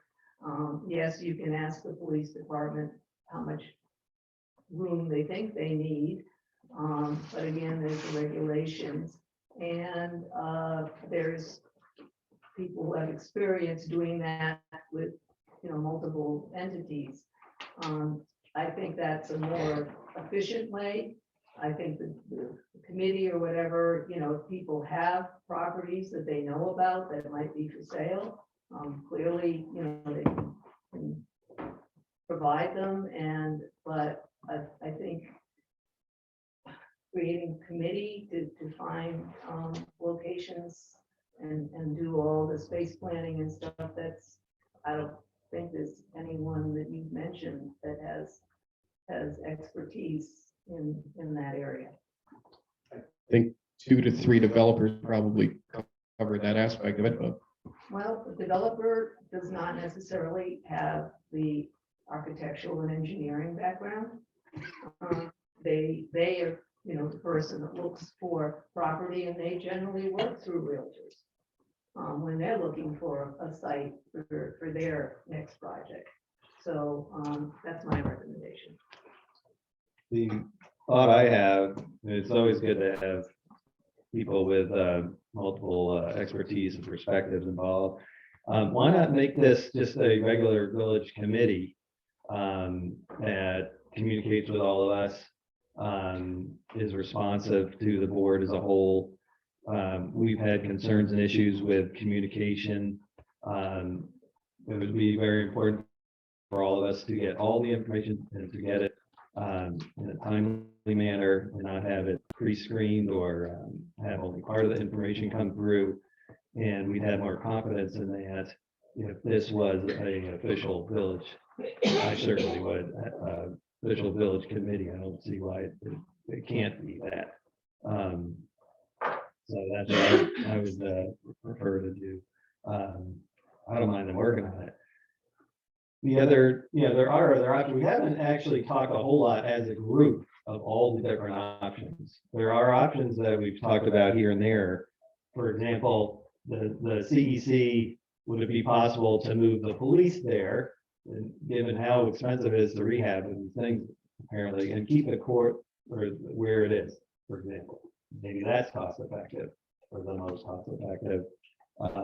There's a big old school, I forget the name of it, up the north side of town. Is that fully utilized, or it's a huge place with many rooms, and maybe they're looking to rent, and that could be a possibility. So there's different things. Some other lands that are potentially available to us. So So in addition to getting these people involved, I think we could become more involved as well, but, okay, thank you.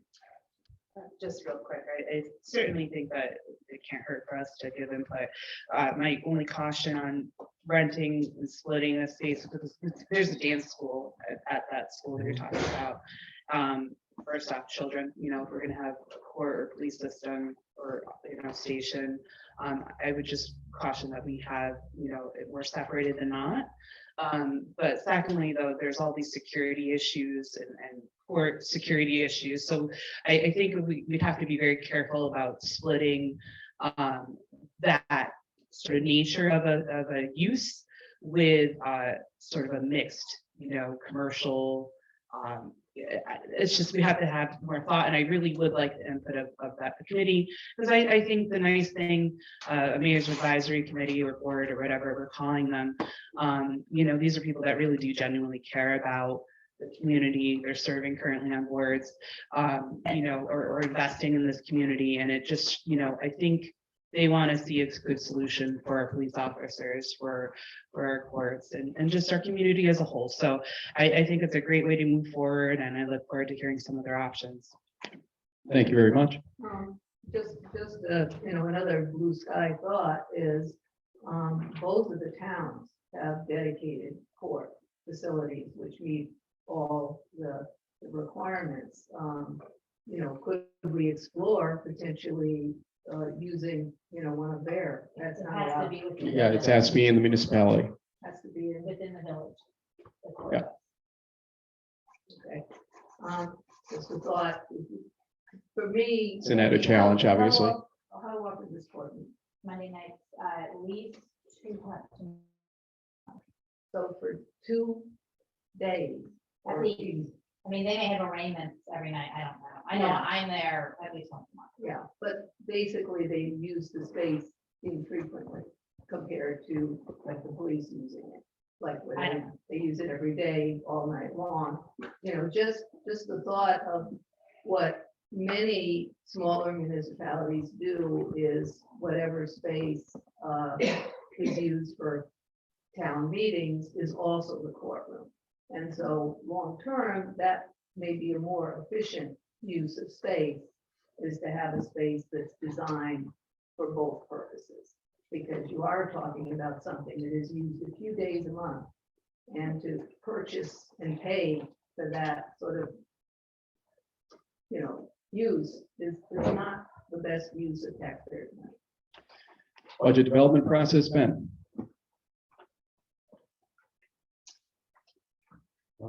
Well, I know it's tough getting used to it, but it's gonna be worth it, man. all right. So in terms of that committee, do we need a motion? Do we need, what's our next steps with that? I think we'll consider what to do with it offline at this point, and let's just keep moving along. Okay, fair enough. I just thought, it's January. We have to start thinking about the budget. So I just wanted to suggest that, because you guys weren't on this side of the table at the last budget, so I just share with you that, the three of us who were on this side of the table, I'll speak for myself, I guess. We thought that the process as it was done last year was relatively smooth, and I was happy with it. And it involved 3 special meetings, and it involved worksheets, which I shared the old ones with Barbara and everybody here. And so I suggest we do something similar. So I wanted to, as a suggestion, and hear what other people thought about that as a start. I had a good conversation with Barbara today. Barbara, tell folks your history with respect to budgets from your time in Massachusetts, so they can understand your perspective a little bit, so that maybe you can actually help our process in this whole thing too, where it may have had some shortcomings, if you see any. I don't think I see any shortcomings, but on my experience, I was on the finance committee in Massachusetts, in my town, for 6 years. So I was kind of on the side of the table you guys are on now. And as far as creating reports will be new for me. I've only done expenses as a department head, so this will be different for me.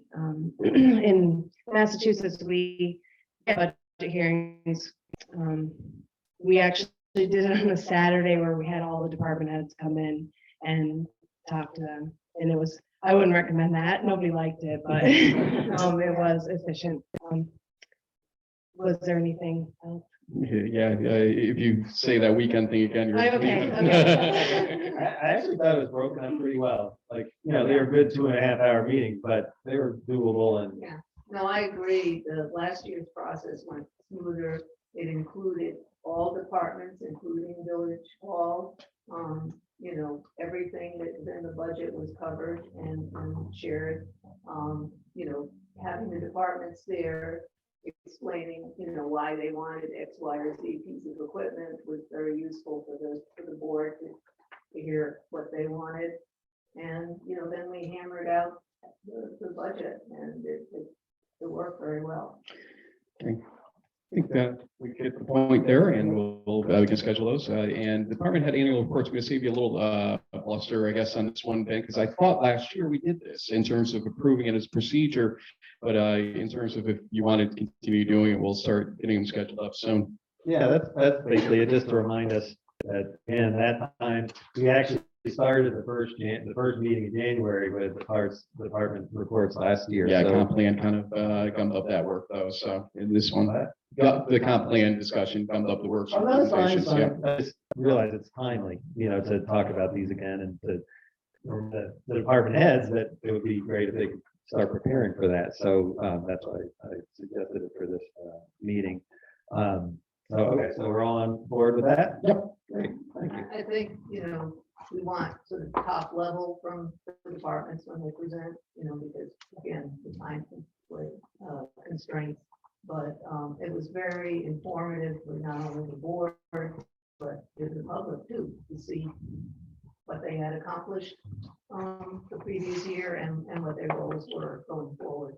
Speaking of the public, time for public comment, 5 minutes, and please come up to the podium if possible and use the microphone to do so. Raise your hand, we'll call on you, and I see Anna Stanko with her hand up. Come on up, Anna, and the microphone's already on for you. You know, we will not be spinning the wheel. Okay, hi, everybody. Name and address. Anna Stanko, 32 Kent Street, Ballston Spa, New York. Regarding the committee you were talking about and hiring a real estate person, et cetera, I don't know if you guys are aware that Rory O'Connor has been a real estate broker for decades. I'm pretty sure that he's pretty capable of everything that you mentioned as far as looking for properties, et cetera. I also have had a little bit of experience in the real property field, so I'm sure that I could help out with that. So I like the idea of trying to get a group together before we spend more money on hiring somebody to do it. I'm sure Ron Murphy, who's also a real estate broker, would be willing to help out. He's got quite an investment in our village already. The ethics code, is that available? Your draft? I don't believe so. I don't actually know because it's gotta be, we're finalizing it, but once I submit it to the board, it'll be available for everybody to look Then at. it's public. Yes. Okay. Yep. All right. I had a couple of questions or maybe just comments about some of the motions. G, brought forward by Liz Cornwell regarding the planning and zoning board. I was a little surprised that as the zoning board chair, this is the first time I've seen this request. Trustee Cornwell, why didn't you reach out to myself or Rory and ask us to put these documents online instead of just kind of sideswiping us with a motion? Well, it's not sideswiping, it's Sure, actually, anyway. actually it's required. And Carla told me that it's part of state law, right?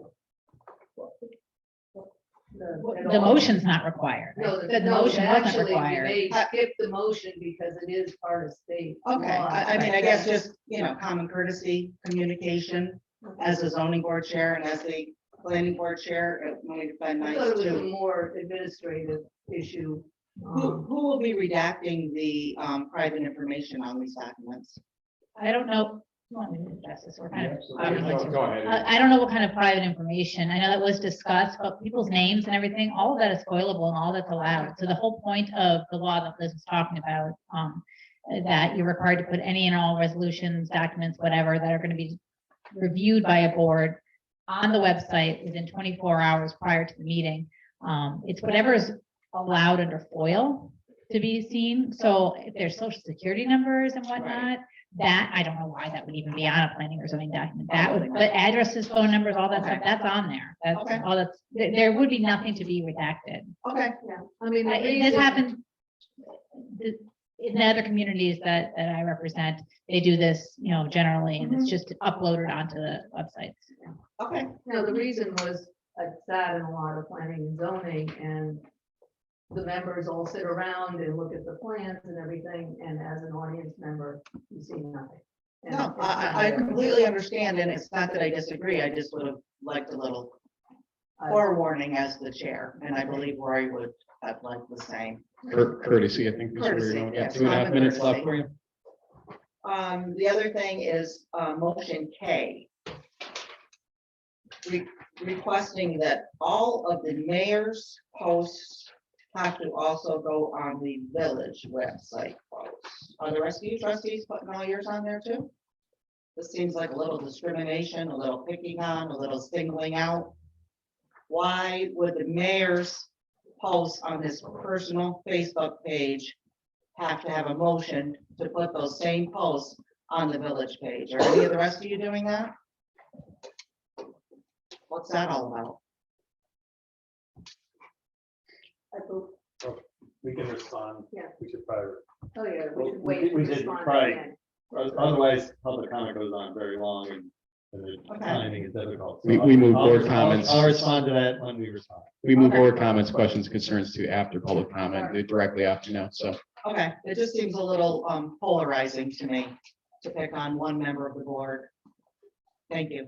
Thank you. Anybody else in the room? Gina? Gina Marosi, 10 Old Glory Lane. GLORY. That's it, you got it. Okay. I got different things here, so bear with me. I'm confused about this whole planning zoning thing. Liz stated that she's been at several planning and zoning board meetings. Haven't you been advised by several attorneys and several mayors that it's not a good idea for you to even be at those meetings? Move on You because can if we're not gonna answer at answer. the it, end, yeah, I'll expect an answer to that. Because this board is the ultimate end game for those boards, if I'm not correct. If there's a problem, applicants come here, as I understand it. ZBA, that's not true? Then why would that be, then why would a board member be told that it's not a good idea to be at those meetings? We are the last resort of, yeah, before we go to an article. But anyway. Yeah, we will. Okay, anyway, okay, so We do that a lot, actually. Okay, so that's that one. Next, I'm a little confused about these accessory buildings. At the last meeting in December, I believe Liz said that she was gonna give a grace period to people that already have them. Is that still in play? I guess or no would be great, because if it is still in play, I'll continue. If not, then I'll stop. There was in the sample code, it was one of the provisions from what I read. Okay, so based on that, then I'm gonna go with that there is some kind of grace period for people that already have these structures on their property. As I see it, you've got three types. You've got the people that actually applied for and were granted their variances and built their buildings, and they're fine. They're paying their taxes on it. They've been inspected, they got their CO, and they're good to go. The next ones, I think the next level we have would be people that purchased the property with one of these on it, meaning the building was inspected, the bank did its inspections, it's shown to be there, it's a known structure, they're paying taxes on it, and their assessment reflects it. So that one would be cut and dry. Here is people that still live there on the property, built an illegal building because they didn't go through approvals. They didn't get inspections. They don't have a CO. And we're going to reward bad behavior. by giving them a grace period, saying, hey, I got this. I've got no inspections, no CO. It's not included in my property value. I'm not paying taxes on it, but you're gonna give them a grace period for that? That's rewarding bad behavior. How are you gonna do the inspections? How are you gonna grant the CO? I'd like an answer to that during the question and answer session. Okay, that's that. Oh, the tree mailer. I want you to know that I'm a property owner in the village. I didn't get a tree mailer. My 96 tenants at Mohican Hill got a tree mailer on cardstock. My 8 tenants on Saratoga Avenue got a mailer on cardstock. McBoston 18 truck, who has a post office box in the village, got a tree mailer. That's 105 tree mailers, postage on cardstock that had absolutely no value. I would highly recommend that, because I know this is done through fire departments, hire somebody to whittle down your mailing list. So there's a lot less waste. 105, that's just me. How many other apartment owners are there in this village? So that's a pretty big number. And I know it was grant money, but it was still taxpayer money and it's still waste. And last but not least. Less than a minute. Okay, quickly. I'd like some advice on how to get onto the budget. Not being department heads per se of the village, but we're looking to be aligned in the budget with the events. And I'd like to know how I would go about doing that.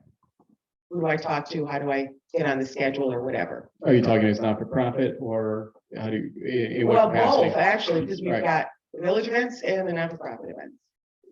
And I think that's it. Thank you. Thank you. Anybody else in the room?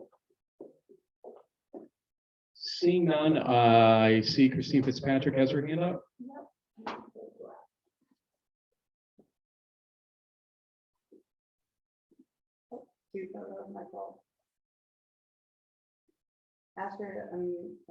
Christine, can you unmute first? I think we muted your unmute. There you go. You're good. Okay, yeah, okay. Christine Fitzpatrick, 31 Chapman Street, Ballston Spa. First, I want to thank personally as a resident, the folks who did the comprehensive plan, who were so diligent in their work and who came up with this very fine product, particularly Karen Martell, who I was instrumental in making her the or having her be the chair, and I was very afraid that she would never speak to me again. It's been a very, very long process. They have all done a very fine job. I also think that it's a great group that reflects folks who are new to the village, folks who have been here for a long period of time, folks who know, so much about the village, like John Cromie. It was a very, very good group, and they worked very hard. And I personally, as a resident, want to thank them all. In terms of the water meter issue, I congratulate you on trying to deal with a very, very long-standing problem. Just a couple of things that I might suggest. When you send these people letters, I would send it registered mail. I also think I would follow up in person and make sure that the letter says that the village is going to install and pay for the installation of the water meter. But it is a very thorny problem. Not to quote Bill Clinton, but Frank, I feel your pain that you're struggling with this. And you, Jen, also, it is something that really has to be dealt with and has to be dealt with now. I, congratulate you on that. In terms of the court and the DPW process, I think that that's a good list of people. They know as a village commit, if they're established as a village committee, it's a good cross-section of people. I just have one thing, two observations, and that is that in that group, There is not a Christine, professional. hold on for me 1 second if you can hear me, only because we're having a little bit of a reception issue and I don't want to lose your comment. Don't worry.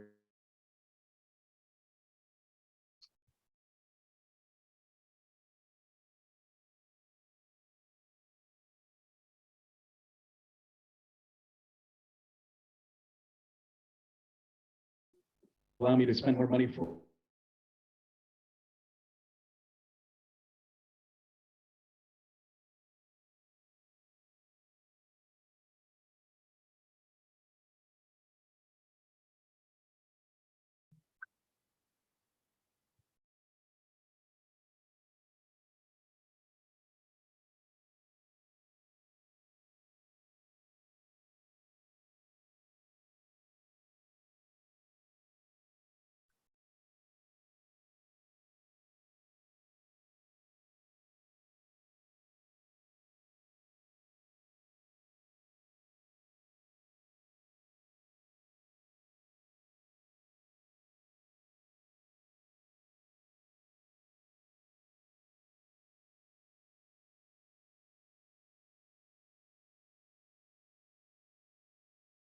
Are we? Can you hear me?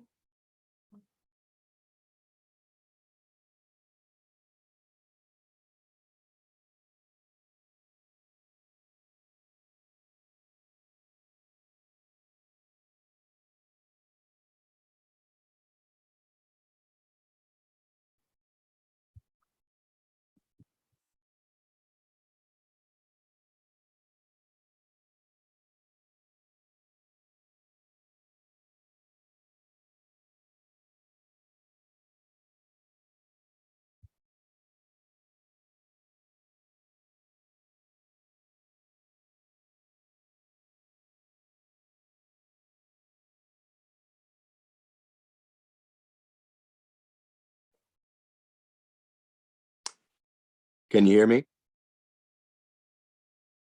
Hi, this is Jared Icolucci, 24 Chapman Street. Just briefly want to remark on the comprehensive plan. I unfortunately missed John Behan's portion of the presentation earlier, but appreciate that the comprehensive plan is being brought to the board and already discussions engaged with this. Some of the discussions that are already ongoing are represented within the plan. So I think that it's good to see so many of us on the same page. Similarly, I just want to echo what Christine said. Karen Martell was a fantastic chair for the committee. She kept us on track. She was excellent at liaising between our committee and John Behan and his team, who also were fantastic. And additionally, just echo the diverse composition of the committee. We had different ages, different tenures in the village, different backgrounds, different professional outlooks. And we had a lot of really productive conversation that I think has resulted in a good document to help guide us over the next 10 years. Otherwise, Happy New Year to you all, and thank you.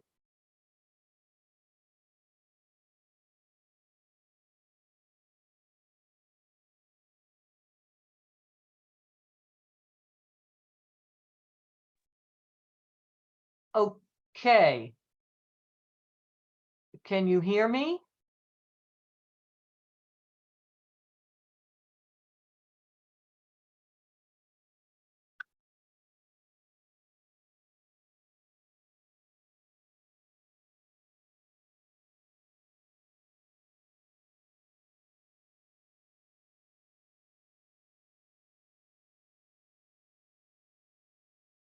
Okay, should I continue? I mean, can somebody like give me some info? I'm getting texts here that's saying that you can hear me or not. And do you want me to continue? Because you folks at various times look like you're frozen in space. All right. All right. That's 1, 2, 3. Yeah, okay, Christine, you can hear us now, I think, so go ahead. Yes, I can hear you. And can you hear me? Yes, we can. Apologize for that. Every time we lose feed, we end up losing audio too. We have to fix it. I know, I understand that.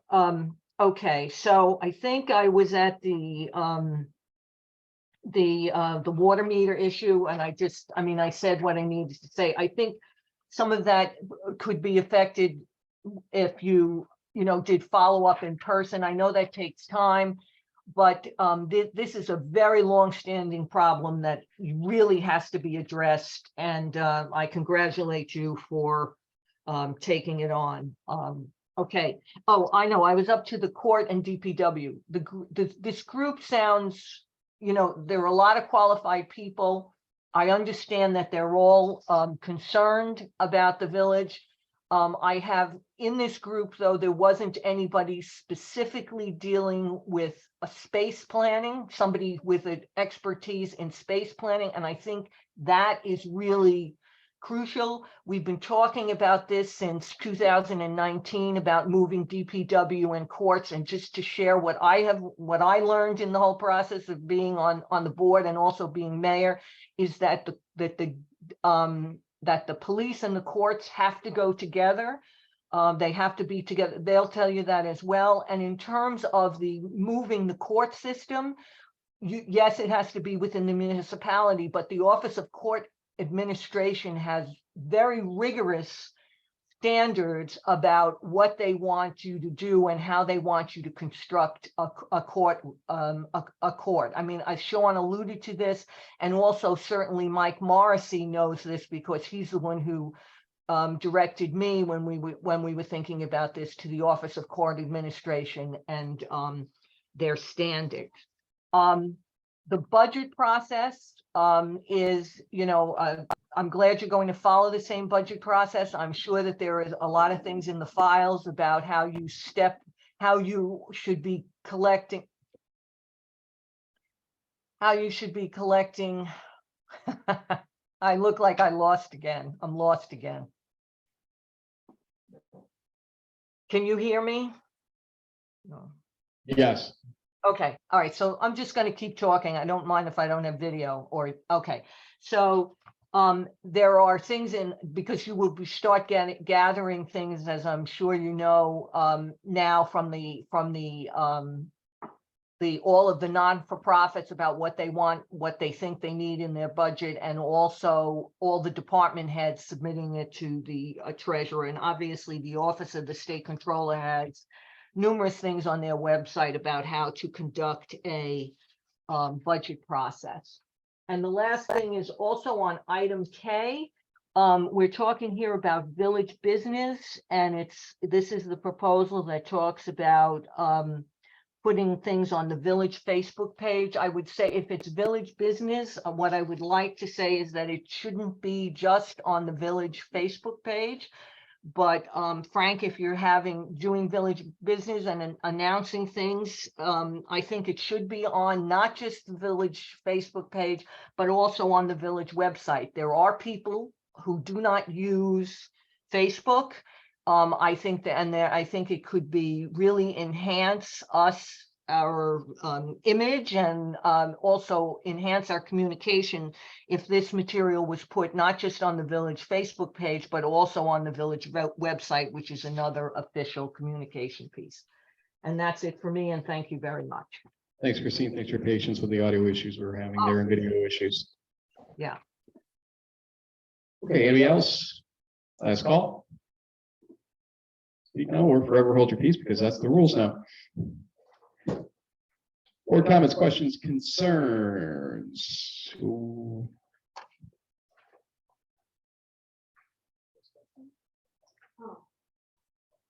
That would be your cue, Liz. On your issue of me attending planning and zoning, it was recommended that I don't comment, and I don't comment now. But I do not give up my rights as a citizen of the village of Ballston Spa to attend any public meeting and observe. And I also have a personal interest in planning and zoning and attend to see what type of cases come in front of planning and zoning to help inform us on what might need to be changed in the code. What was your other question? About the what do you call it, the grace period to fix their, Yeah, I think our goal is not to punish people, and I'll venture that there are a lot of people in this community who have built things and maybe didn't get the CO and all of that. And we could go out and punish every single one of them and make them tear it down. Or we could say, you know, you can be legal, you know, you're gonna get inspected by the building inspector and make sure there's no health and safety issues. And then you're gonna be on the books. And then I presume the assessor will look at the value of your property, etc. But I'm not in favor of, you know, this village has not in the past enforced an awful lot of laws. And I don't think it's appropriate for us to punish those people when we can bring them into the fold. How? You didn't answer my question. anybody else? Mr. Mayor, you're supposed to answer a question. I will respond to Anna, your question, but we'll do it under the motion, so we just talk about things once. If I start talking about it now, we'll talk about it all over again. So I will answer though, when we get to the motion. Any other, or comments, questions, concerns? Okay. Can I, okay, and you don't have to use the microphone. I will convey who the motion second is just to save us the problem. Here we go. Can I get a motion that the attached budget transfers be approved? Trustee Raymond, trustee Fandesa, discussion. All in favor? Aye. Opposed? Motion carries. Can I get a motion the police department be authorized to expend the amount of $6,595 for an overhead door to be furnished and installed? I'll make that motion. Trustee Cormos, I'll second. trustee Baskin, discussion. Is this on the existing building? Yes. Okay. All in favor? Aye. Opposed? Motion carries. Can I get a motion that the attached list of equipment and vehicles be deemed surplus and that the DPW may pursue the sale of such equipment through direct sale and or auction? Trustee Raymond, trustee Fandesa, discussion. All in favor? Aye. Opposed? Motion carries.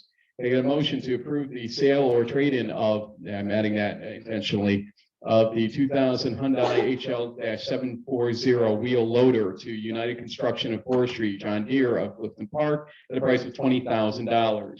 I'll make the motion. Trustee Fandesa, Second, trustee Cormos, discussion. what is this equipment and why are we selling it? It's replacing the one that we're getting new any day now. Terry, when we put into the minutes, make sure to add the words or trade in. Thank you. All in favor? Aye. Opposed? Motion carries. Can I get a motion to approve and authorize the mayor to sign 4 contracts between the town of Milton and the village of Ballston Spa for the period January 1st, 2023 to December 31st, 2023, including a fuel agreement and agreements whereby the town of Milton will allocate to the village the following amounts. Ballston Spa Public Library, $41,000. Ballston Spa Pool, $16,000. Various celebrations, $4,000.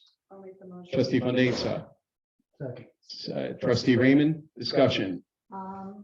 The amounts, you know, stated here are the same as last year for both the library and the pool. And I was wondering how these amounts were determined, if that was a discussion that you had with the supervisor, because, you know, we all know that costs have gone up in the last year, and I'm sure the supplies, et cetera, for the pool and the library have gone up, and would have liked to see at least, you know, 3 or 5% increase in those amounts. And the amount for celebrations is more than double, which it was last year. I discussed with Supervisor Ostrander, and he was trying to go less, and I said, please don't. Obviously, they have their own budget concerns in town of Milton that they need to take into consideration with the things they have going on. And he was gracious enough to work to ensure that at least we stayed stable. He understands that the celebrations, a number of them in type have gone up, and that we're going to be more consistent about them, most likely now that COVID is hopefully in the rearview mirror. And so that's why that was able to go up, because there are just more celebrations going on. Well, I think in the trying economic time, and we may be headed into it, it does send a message that, you know, we will do celebrations, but we won't give extra money to other essentials. So I don't think it really looks that great, but it is what they're offering. But I would have preferred there to be some increases on the other categories as well. Yeah, I agree. I think it would have made more sense. It's just used more, the public library and the pool. Celebrations are good. I think somewhat extra relative to the library and the pool. And I would have divided the funds. If this is the funds he has, I would have divided them up a little bit only, but we'll take what he's given. All in favor? Aye. Opposed? Motion carries. Can I get a motion to ratify the expenditure? Good save, good save. We had that conversation this morning, didn't we? Can I get a motion to approve, Madam Clerk, again, you can cover my ear there, to approve the expenditure for replacement of DPW dump truck number 3's transmission, 1993 Ford L8000 by Atlantic Detroit Diesel Allison in Latham for a price of $6,152.23. I'll make that one. Trustee Raymond. I'll second. Trustee Fandesa, discussion. This was what we already talked about by email. We're wording it this way because we don't believe the work actually got done yet. So ratify was probably the poor word choice there. So is this a truck that's this seems to be an older truck? Is this one that's going to be replaced? I believe it's possibly one of them being replaced, to be honest, Liz. It's just a question of it is necessary for the fleet right now, especially if we end up with more snow. Yeah, no, I understand. I just want to understand is, you know, are we going to continue to have $6,000 bills on? Seeing that's 29 years old, I'm going to assume that we're cycling it out sooner rather than later. Sean? I would respond a solid yes. We're probably gonna have. Cycle it, yeah. If it's almost as old as me, then it probably needs to be cycled out, right? All in favor? Aye. Opposed? Motion carries. They get a motion to require applicants to the planning board and the zoning board of appeals to provide all required and requested materials in a computer readable PDF format. And for those boards to provide a copy of the application required and requested materials as attachments to the online agenda posted on the village website. I withdraw that motion since it's part of state law. Is that correct? Putting on the website, yeah. On the website, but also if we could make it policy to, you know, make the application and attached materials available on the website. And we talked to Rory and to Kathy as well, and Dave, just to kind of get everybody in the same framework on this and move it forward. Appreciate that. Thank you. Yeah, and I understand why you'd want Liz to consult with you, but I also thank Liz for bringing this up because it's a great addition to the service. Can I get a motion authorizing the Village of Ballston Spa Public Library to spend $2,679 related to completion of a pre-construction inspection of the library building by Ambient Environmental, Inc. I'll make that motion. Trustee Cormos. I'll second. I'm going to go to Trustee Fandesa and say discussion. All in favor? Aye. Opposed? Motion carries. Can I get a motion to raise the fee for refusal to allow DPW to read meter from $200 to $500 per meter reading cycle?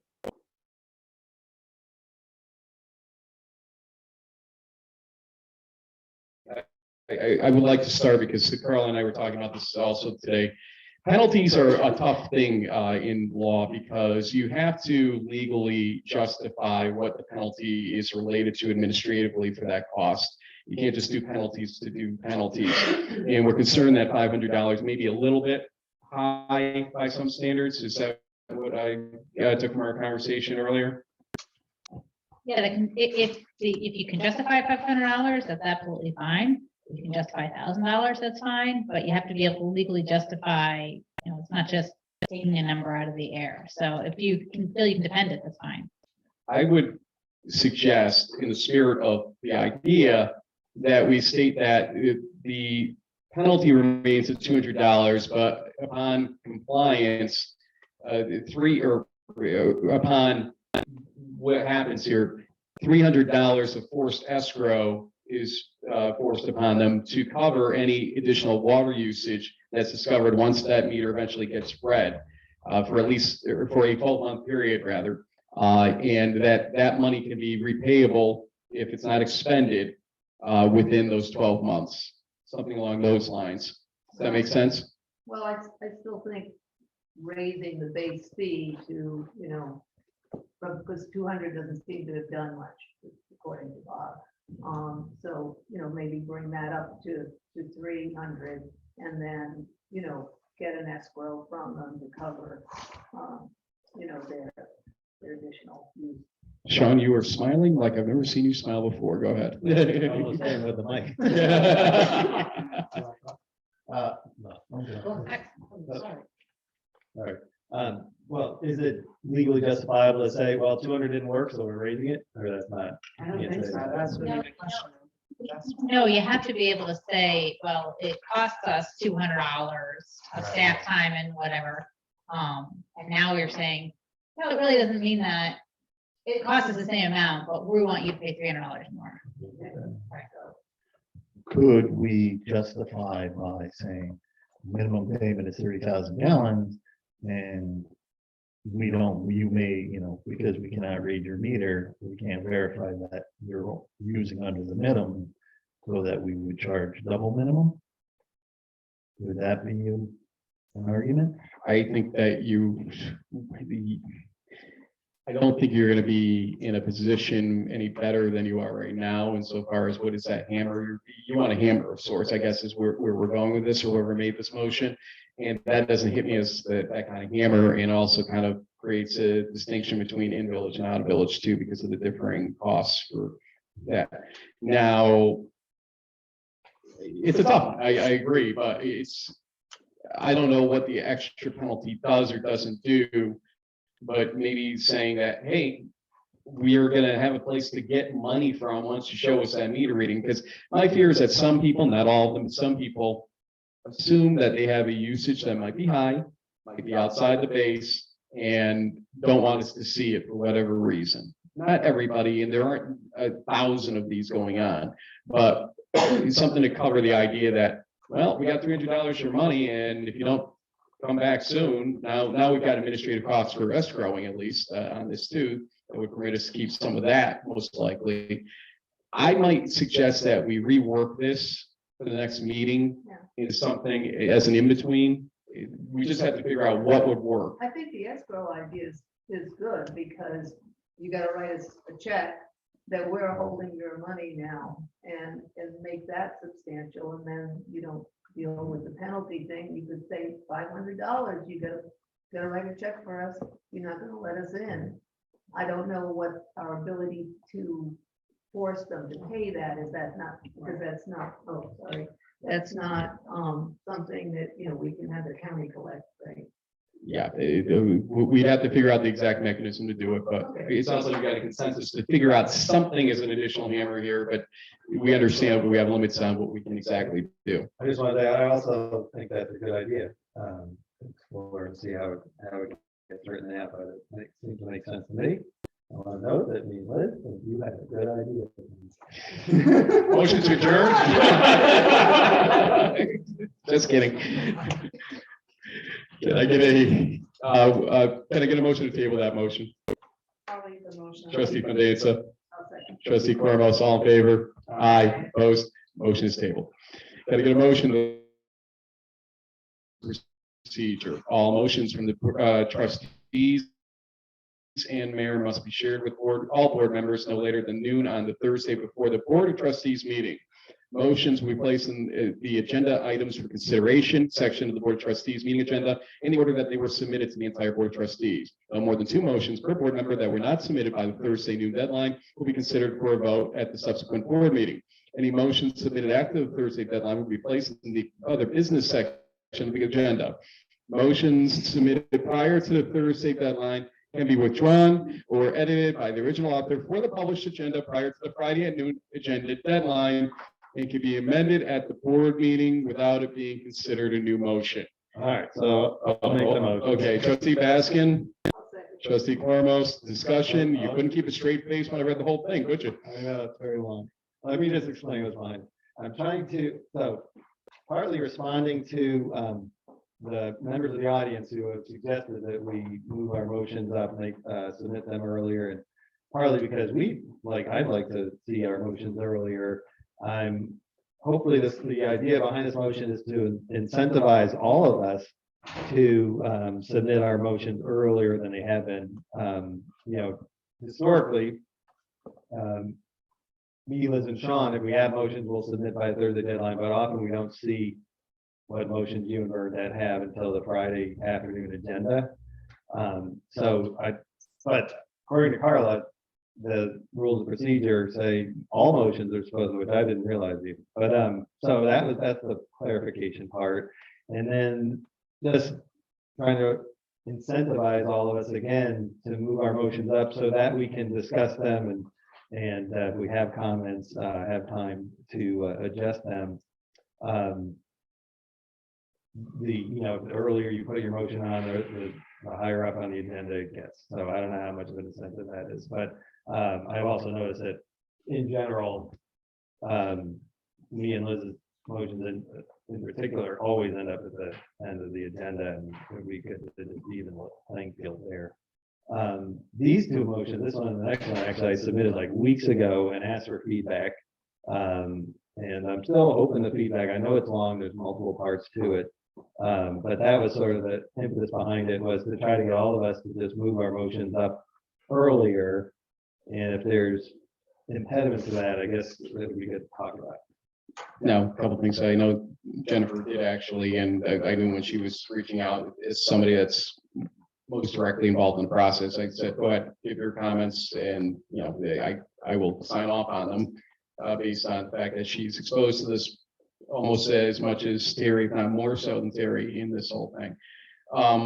The ordering of motions is generally based on what I perceive to be time factor, like the first, and Carla and I went through this today, the first 6 motions were essentially what you would consider consent agenda, but we don't really do that. It's stuff that we knew it was going to be fast up. And then as things get more complex, to make sure that folks that don't want to sit around or wait around, we're trying to get rid of the things that they are sticking around in here. So, I saw Lori Ace, who's on the meeting here. She probably wanted to know if the library money got expended. She left.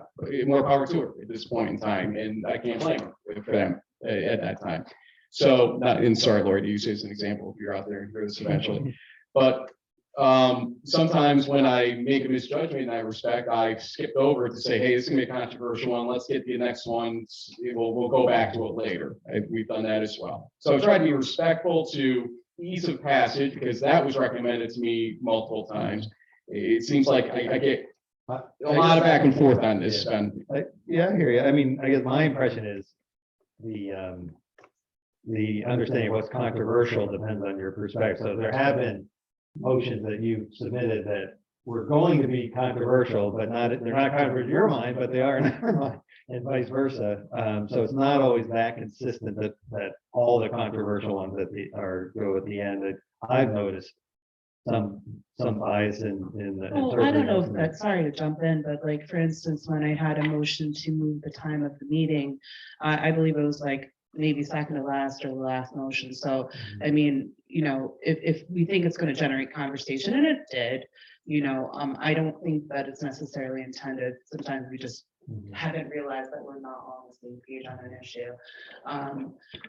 I understand your intent and heart behind it, but I just think the practicalities of this are kind of difficult. I would personally like to see, the stuff that we know we need to do. We need to spend money on, fixing a transmission, like grouping them the way we do, the easier stuff ahead, up front.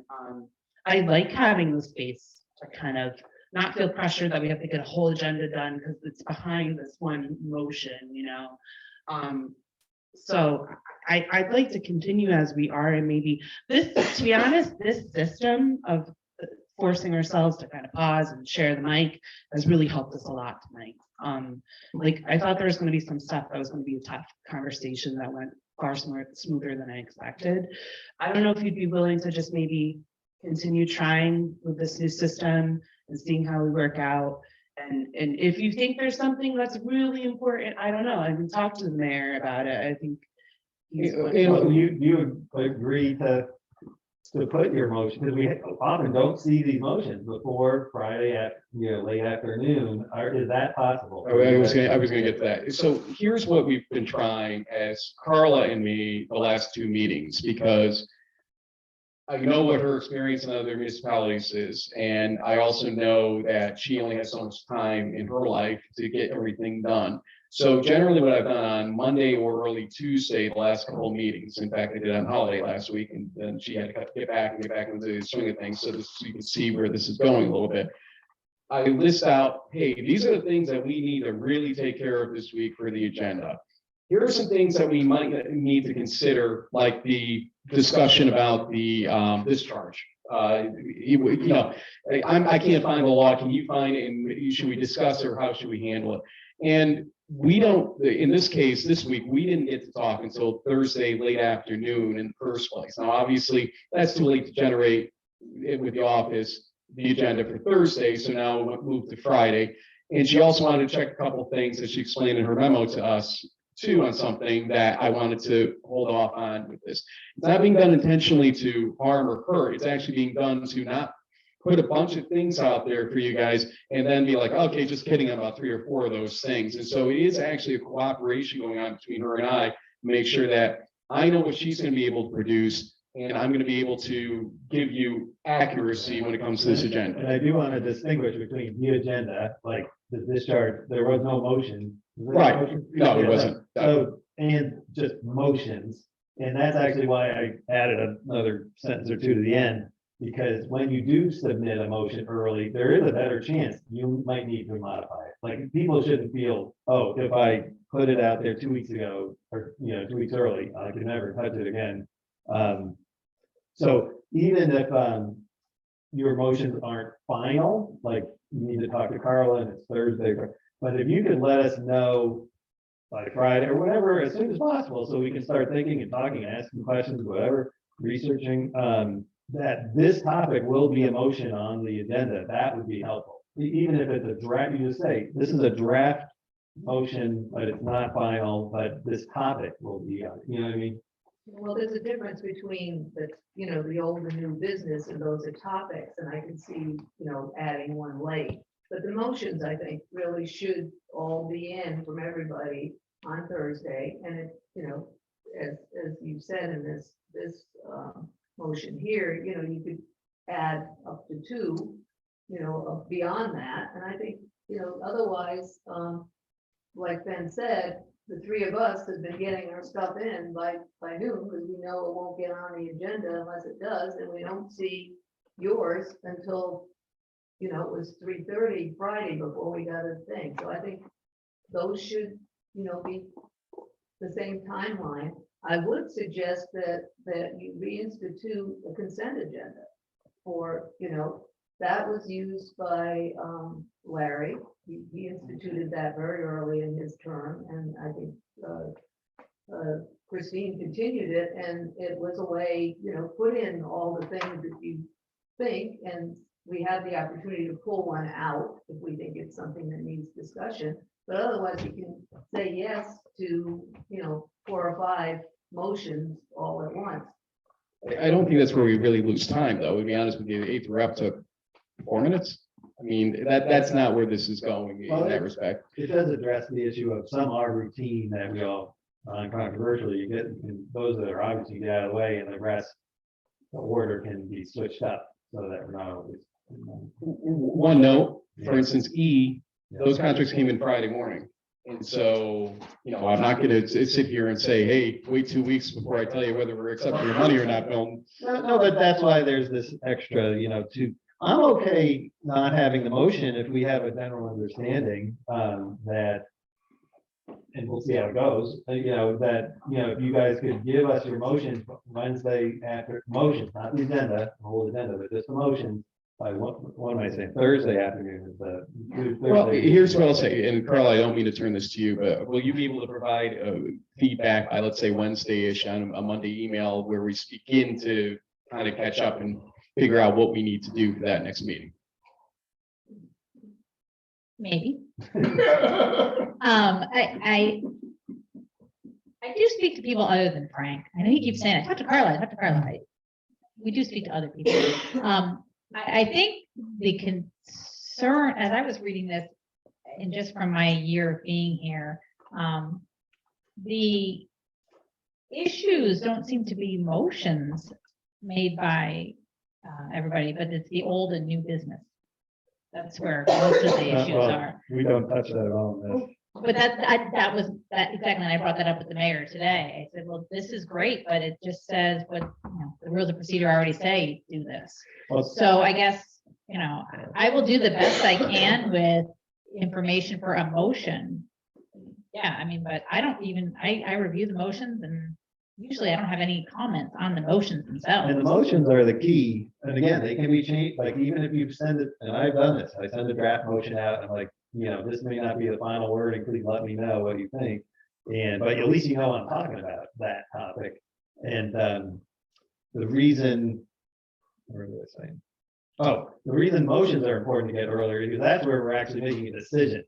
Like, that's where action is required, and that's why it's good to have ahead of time. So we really can consider it and make sure we have all the information. Whereas other, new old businesses, FYI stuff, but you're not having to take a motion. There's not a deadline on it. What about the idea of doing a draft agenda and getting us that like Thursday afternoon? And then, the final agenda is on Friday and so change up a little. Liz, I gotta be honest with you. Administratively, we stop everything in terms of village business to get an agenda out. And it really does have an impact on what we're able to do for the village.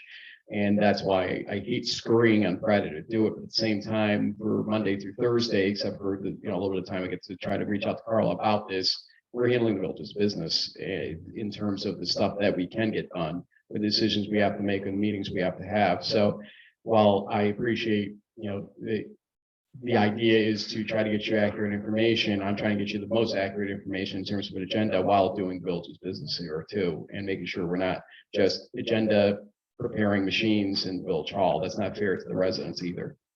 That makes sense to me. And that's one reason actually I did just focus on the motions. Again, it's a decision-making requirement at the end of the day. Can I jump in for 1 second and finish the thought, because I want to go back to something you had said. Carla and I are getting used to the process of this earlier in the week communication approach.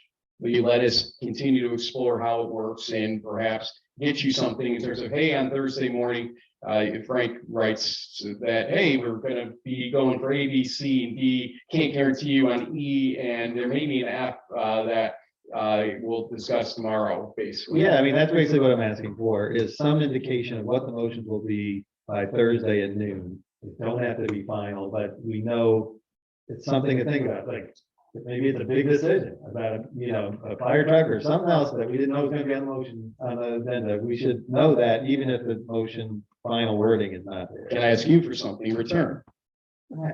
It was maybe, she said. What I do run into is trying to track all motions and new business and old business and all your emails. It's a little unwieldy. And I would ask that perhaps on Tuesday or whenever you think you are done with that stuff, one email from each person is fine. But trying to track back, because you did it this time, you got about 3 different emails or stuff. I need to make sure I didn't leave anything out. I didn't want to. Yeah, that's good feedback. I was wondering about that. I was like, is he tracking everything? I'm trying But to. you did. So, but yes, I'm more than happy to help you with that.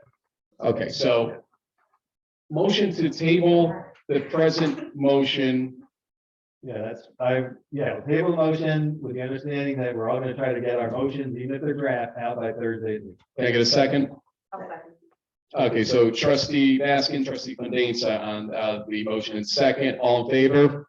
Aye, opposed, motion carries.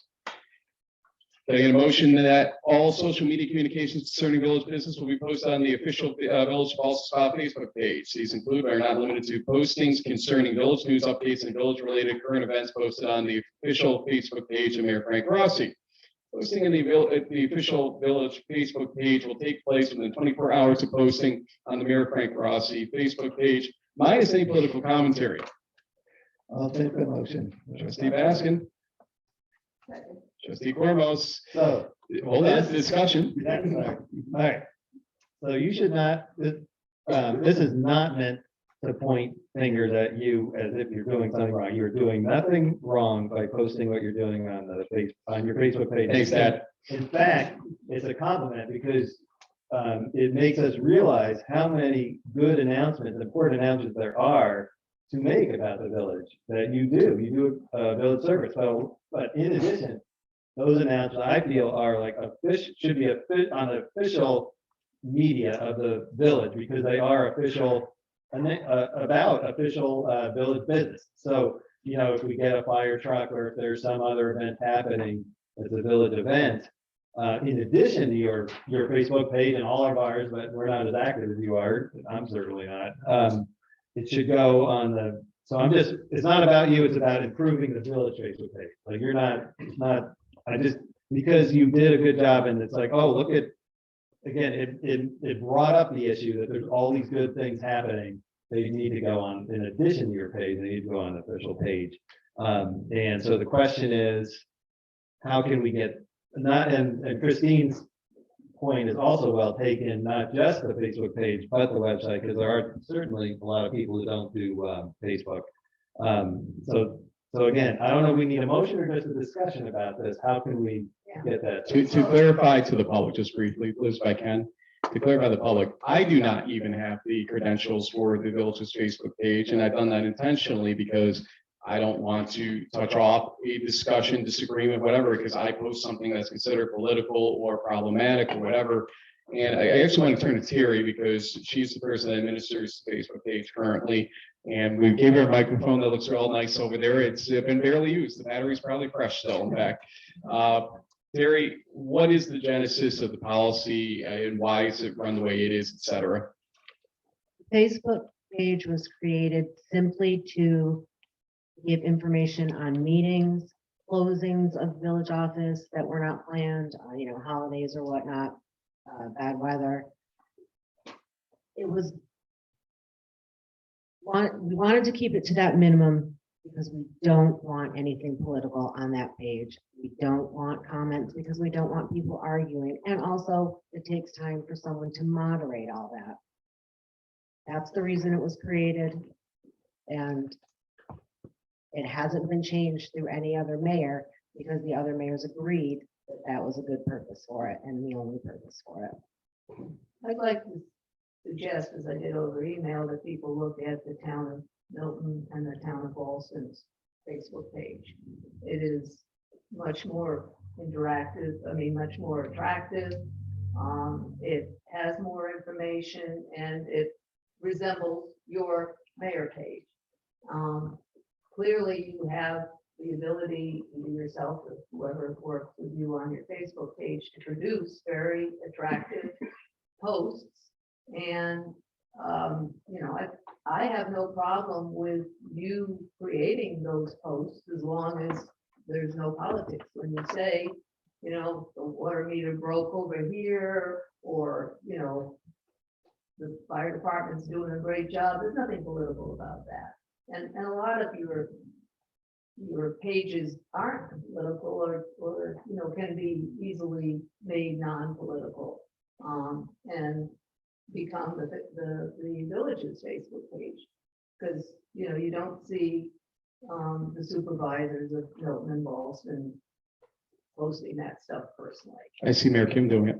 To be honest with you, we're going to compare position to position. Mayor Kim has his own Facebook page that he posts his own stuff on. But I prefer it coming from the village. Well, it's fine for him to do that and for you to do it, but I think Central Spring probably also has probably more of a vibrant Facebook page. But I do agree, Terry, we would not want a bunch of comments that you have to deal with and monitor. We're No, not saying comments, that. no. Can I respond just quickly? I'm gonna invite Anna to, only because of history on this whole thing, see if she has anything to add in that respect. Anna? Just because you've got it here within 24 hours. So Frank's out there at 11 o'clock at night saying the power's out on the Plain Street. You want him to post that on, I mean, come on. It seems to me like he's almost being set up for failure because within 24 hours, he's got to make sure that that it really is irrelevant. By the time 24 hours comes, the power's back on and who gives a crap? Well, So Yeah, that's you're- that's all I'm saying, well- is you really pigeonholed him into doing something, when in fact, maybe you need to hire somebody or to give somebody else a different chore to update it. Yeah, Different no, things. this motion doesn't say he does it. You're right, you have to exercise some judgment about what's still relevant 24 hours. So, the wording was this general, what did I say? Village news updates and village related current events. So if something's outdated, you wouldn't put it on. And I'm not asking the mayor to actually do this. I'm just saying, I've seen important announcements on the mayor's page that also should be on the village page. How can we make that happen? And there should be a way. The easiest thing to do is take something similar to what you put together and put it on the page. But I understand and I appreciate your interest in not cross-pollinating, and keeping politics out. But this, again, I sent this in like 2 weeks or more ago, asking for feedback about the best way to word this, and I'm still open to it doesn't even have to be a motion if we can just figure it out. That's again, I think a lot of the time, things come on our agenda that don't need to be motions. I don't think this needs to be motion.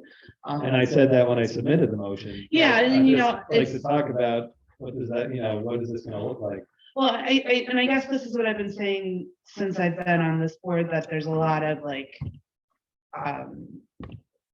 prescriptive solutions, like we must do this, or I just think I find that problematic. And I know, for instance, when we were doing the New York board stuff, I made sure that I requested that information go up on that, and I sent that to Terry. I don't want to overburden our staff with having to do more, but I think there's a way to figure out like what's the criteria, like, and I think that's more of an in-house administrative thing that the mayor can sort out with staff. I'm hearing Terry with, because it can be kind of tricky. I know that my contents to suggest like pretty locked down social media, and just because it kind of does create, social media is lovely, but we all know it can kind of create issues sometimes. And so I don't know, maybe, I don't know what I'm getting at, but I don't think we need a motion is essentially what I think. And I think the other interesting thing is that while I'm there perhaps posting more than other people or whatever, which I don't really honestly pay attention to that much, I'm also taking the bullets insofar as allowing the comments to allow the free flow discussion if need be. And, the Ryan Johnsons of the world are doing on their page as well. So, it's watch what you wish for sometimes, because you end up creating a situation where you're associating village with everything coming out of my page, that while I am mayor and it's quote unquote the official mayor's page, I don't necessarily think it works well to do that to the village in that respect. But that's on you guys if you want to make that determination. We wouldn't want comments, and there's certain topics that clearly would be appropriate for the village Facebook and website, like we get a new back truck. But have you ever, I'm not saying you have to go and follow my page, Ben, but have you ever seen something and said to Terry, that'd be a great thing to put up on the social media? I guess that's actually why you do a motion, because like, I feel uncomfortable sort of, we're not supposed to supervise or direct staff.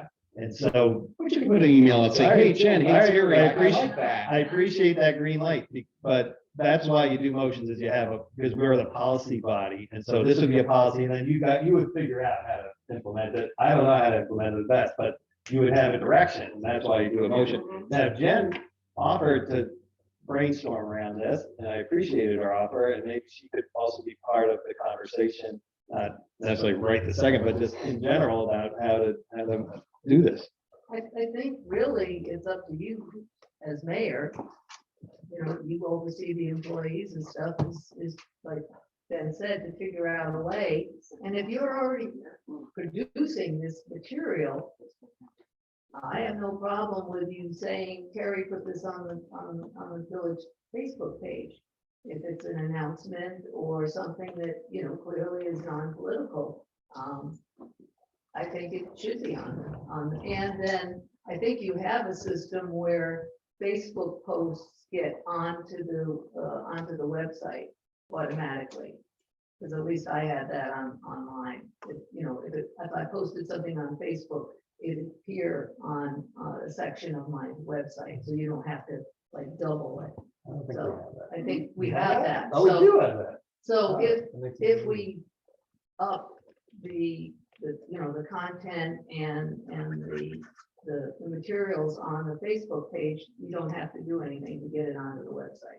Here's the mirror at the Rotary event. Here's the mirror at the Lions event. Here's the mirror at the, well, but that's what you're buying here to a certain degree. I don't know how we contain that situation. And that's not what that page is meant for, not to be my vanity page per se, I guess. I appreciate that sentiment, Frank. But if it's a Rotary and Lions, maybe that isn't a village thing. There's some things that are so clearly village. Something happened in the village, there's a village event, there's a village purchase. It's Village clear. news. Now, sometimes there's news, but it's not, it belongs on, all things Ballston Spa or something. It's not a village thing. It's Lions, it's Rotary, whatever, So I think there's a way to parse that. Marilyn, you were what we were Yeah, saying this earlier. is Marilyn Stevenson, 45 West High Street, and just when the topic came up about linking things onto the Facebook page, and for that matter, the website, I know for this meeting, I did see the Facebook post January 4th for the meeting with the Zoom details. But what I don't see with that post is the agenda for the meeting. Now, I'm a former member of the Comprehensive Plan Steering Committee. Had we known that this was going to be, the agenda was going to contain a presentation by Behan, I'm sure more of these former steering committee members, in addition to Jared and John, would have actually participated, but I didn't know till Friday myself, to be honest with you. yeah, we knew that Karen sent that out, but we never know if it's going to show up as a topic on the agenda. So just as, one person trying to, figure out what's going on with the village, it would be nice to have that agenda linked when the post goes on Facebook. And it would be also great to have it both in advance on the webpage with the agenda. So I don't normally see that stuff in advance of the meeting. I know when the village board meetings are, but I have no clue until the very last minute that the topic is going to be on the agenda. And so I'm here tonight basically to support John Behan, his presentation, and also, be supportive because I spent a year of my life on that steering committee. And just as a plea, hopefully the village trustees will move forward with the process because it was a wonderful investment. But if people don't know about it, when you make what you think is an earnest outreach effort to tell people what's going on at these meetings, if people don't know about that because you don't attach that important agenda, this will be a small meeting always, a late night meeting where, it really should have more sunshine to what's going on with village business. So thank you very much for letting me speak out of turn. Can I get a motion to table and continue discussion on revising what goes on the page and who does it? I'd like to add a comment. I guess to me, I believe the objective of this motion is very simple. Maximize community outreach by putting official village business on multiple platforms.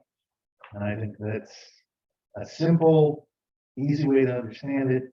And I would have no idea whether we meet any resistance whatsoever to doing that. I think it's the question of the content that was being targeted, to be honest, Sean. Can I get that motion to table? Trustee Fandesa. I will second it. All right. There's technically no discussion on a motion to But I'd table. actually like to work on figuring out maybe what type of stuff, and I'd like to chat with you at some point, maybe. So I Yeah, think it feels so like the a good idea. discussion that I'm continuing, We have to cut discussion on a motion to table. Second, No. why? Can we just, no, we're not ready to vote on that. That's the We're really rule. not ready with this at all. No, I'm not saying we're gonna necessarily vote on this one, but what I'd like to say is that I'm fine tabling if there's a commitment to work on the spirit behind the motion. That was we what would, the and table we would, said.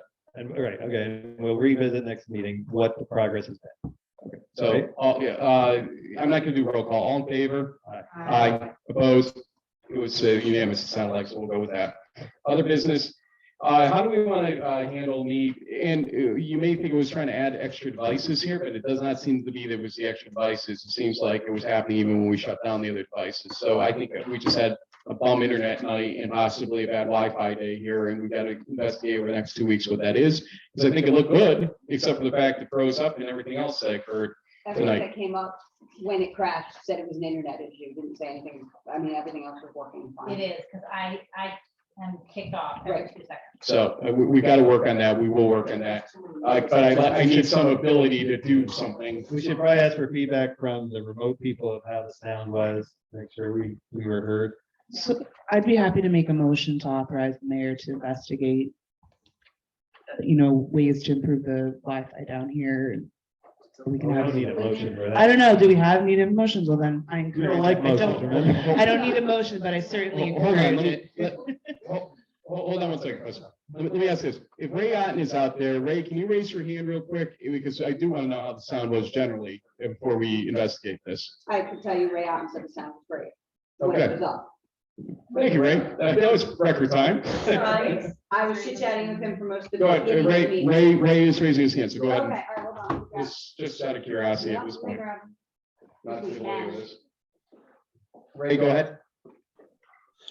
Yeah, it was the sound at first was really garbled, but after we lost it the first time, it came back and it seemed to be fine. And again, I'm not 100% sure if that was a system or if it was on my end.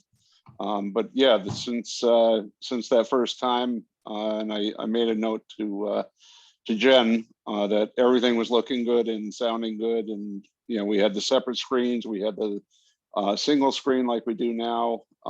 Yeah, everything seemed to work well. Thanks, Ray. Appreciate that feedback and apologies for the bumpiness that we did test it. Yeah. Does it sound better or worse than the other speaker? I think it was equivalent to what we had before. I'd like to see everybody with a mic, so you don't have to go back and forth. To me, that would make sense. Then we can, not be wasting the time with switching mics back and forth to people and just be more efficient. But yeah, I think talking over each other though, Yeah, and honestly, the reason I'm not there tonight is because I wanted to hear this new system and how it was working in that, and I was pleased.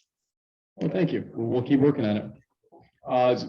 So can I get a motion? Let's try this, and you tell me if I'm failing miserably on this. Authorizing the mayor to investigate ways to improve the internet and Wi-Fi in village offices and the library, and to use email for a financial approval if one is deemed necessary. I'll make that motion if Carla is Can cool we with do that. that? Can we do that? Carla's not cool about making financial decisions. I knew she was gonna do that to me.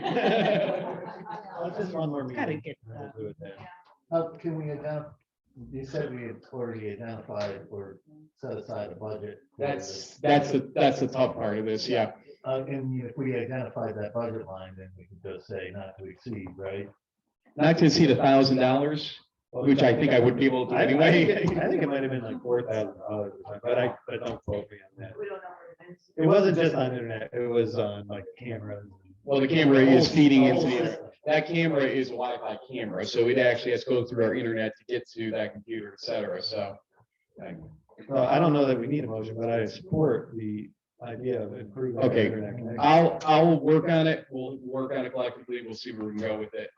Any other business? I'd just like the commitment from the board to review the scope of work for the CDTA and to get back with any comments, because I'd rather not have to go the whole 2 weeks before we give them feedback on that project. I'm sorry, remind me though, there was some question of like why they weren't communicating with the mayor on some stuff. Can we just make sure? If that's what all week of read the emails. I don't know, I just like a little Gina. bit better communication with the mayor's office as well on this, but yeah, I started looking at it already.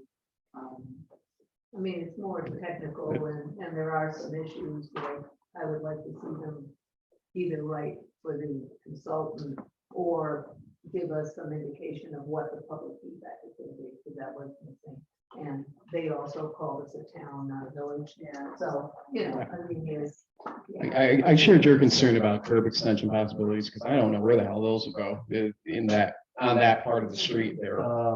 You'd have to take away parking. I know it, and that, you know, We control parking authorization, so even though it's a state route, Yeah. the municipalities, so if we don't want to get rid of the parking, that probably is where it's gonna end. yeah, I get So, I that. mean, this is Yeah. for a study to look at all of this, and it's for a whole stretch of Route 50 from actually outside the village all the way to, I think, East North Street. And they're gonna look at that whole segment and. The warning and concern I think we have generally is that when a report gets generated and becomes a public report, people assume we're going to be doing all these things, and let's say they say, well, it is possible at a bus shelter at blank or at Malta Ave and Milton Ave. And then we're like, well, wait a minute, it also says that we'd have to take away 3 parking spaces or block people to go around a left turning vehicle, blocking the traffic up the hill or something along those lines. We have to be careful, I think, and also make sure that the public understands what we're doing. And I think that's where my consternation came here, was that we weren't really communicating where this was going. And at one point you had suggested, oh, stop the crosswalk discussion because CDTA is working with them on that. Well, that's the way it came across to me. And I'll be honest, I was like taken aback by that. And so that's the kind of stuff that gets concerning. I'm sorry if that's the way you interpret it. I did, so no problem. Read your email is a little confusing, so that's why I guess that's why I'm suggesting that, you know, if conversation, it was confusing, so, you know, worded better, if there's communications that were happening from, you know, CGTA or whomever, to also loop the mayor and loop us in. It caused, I forget which day of the week it was last week, or it did create some confusion, so. And one note to everybody, I don't think you realize this, but Doubleday Woods now has access, probably because of the driveway fix or the road fix entryway, to they have access to CDTA Star, which is allowed essentially a CDTA Uber type of approach alongside or within 3/4 of a mile, I think it is, of a bus route, existing bus route. So they're actually getting buses or bus-like smaller buses, whatever, to their door, which be aware that some of the people that we think we're helping with this are already happy with what they got in terms of that. Now, not everybody, I understand that, but let's also be aware of some of the things that have changed and progressed down the line on this. Do we still need a crosswalk? Yes, we do. And I'm glad we got the discussion done on that. Now we can move forward on that. Do we need bus shelters? It's gonna be tough in certain areas to put them because of the narrow sidewalks. We know that. So we'll see. I think the public, adding the public input will really And I help. think it's well worth exploring. And this morning I was at the bus stop and there was a resident from Doubleday Woods down at Malta Ave. We'll get them to CDTA Star.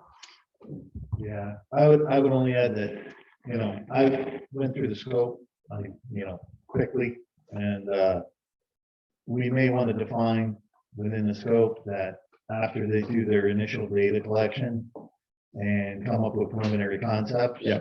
To have up to 2 public meetings, whether they do it during a board meeting or a separate meeting, to, do a presentation, here's the preliminary concepts and get. Instead of just drop a report on our lap and say good luck to you type of thing. Well, it behooves them, Yeah. because obviously you don't want to go start a design of something that nobody wants, so, yeah, so, and that's pretty commonplace. Pass that on and I'll, they do want to deal with one, but they don't want to deal with 5 of us.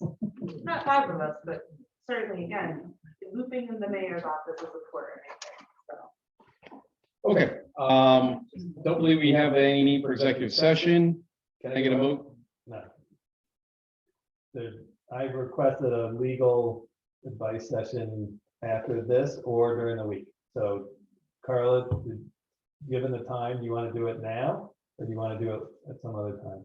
That, we need to talk about that after the meeting, that's nothing. to the Okay, so public. we can end the meeting. Yeah, absolutely, it has nothing. to do Oh, with okay.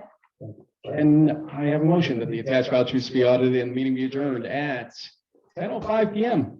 I make the motion. Trustee Fandesa, I'll second. trustee Baskin, discussion.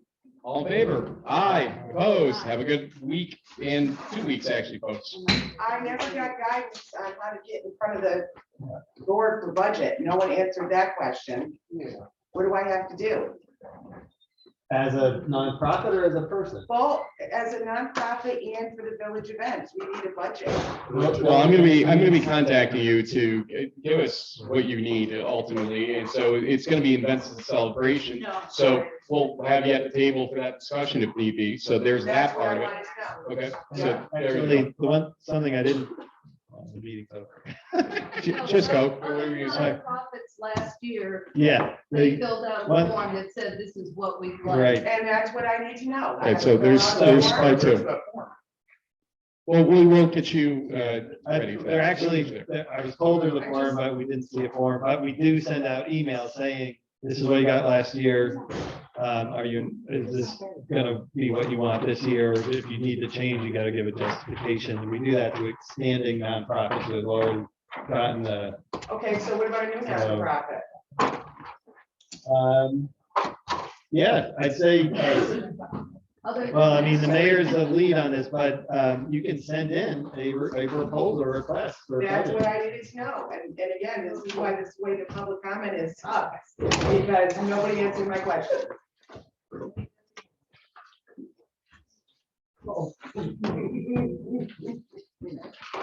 I would request that we not have one now since we've been here 3 hours.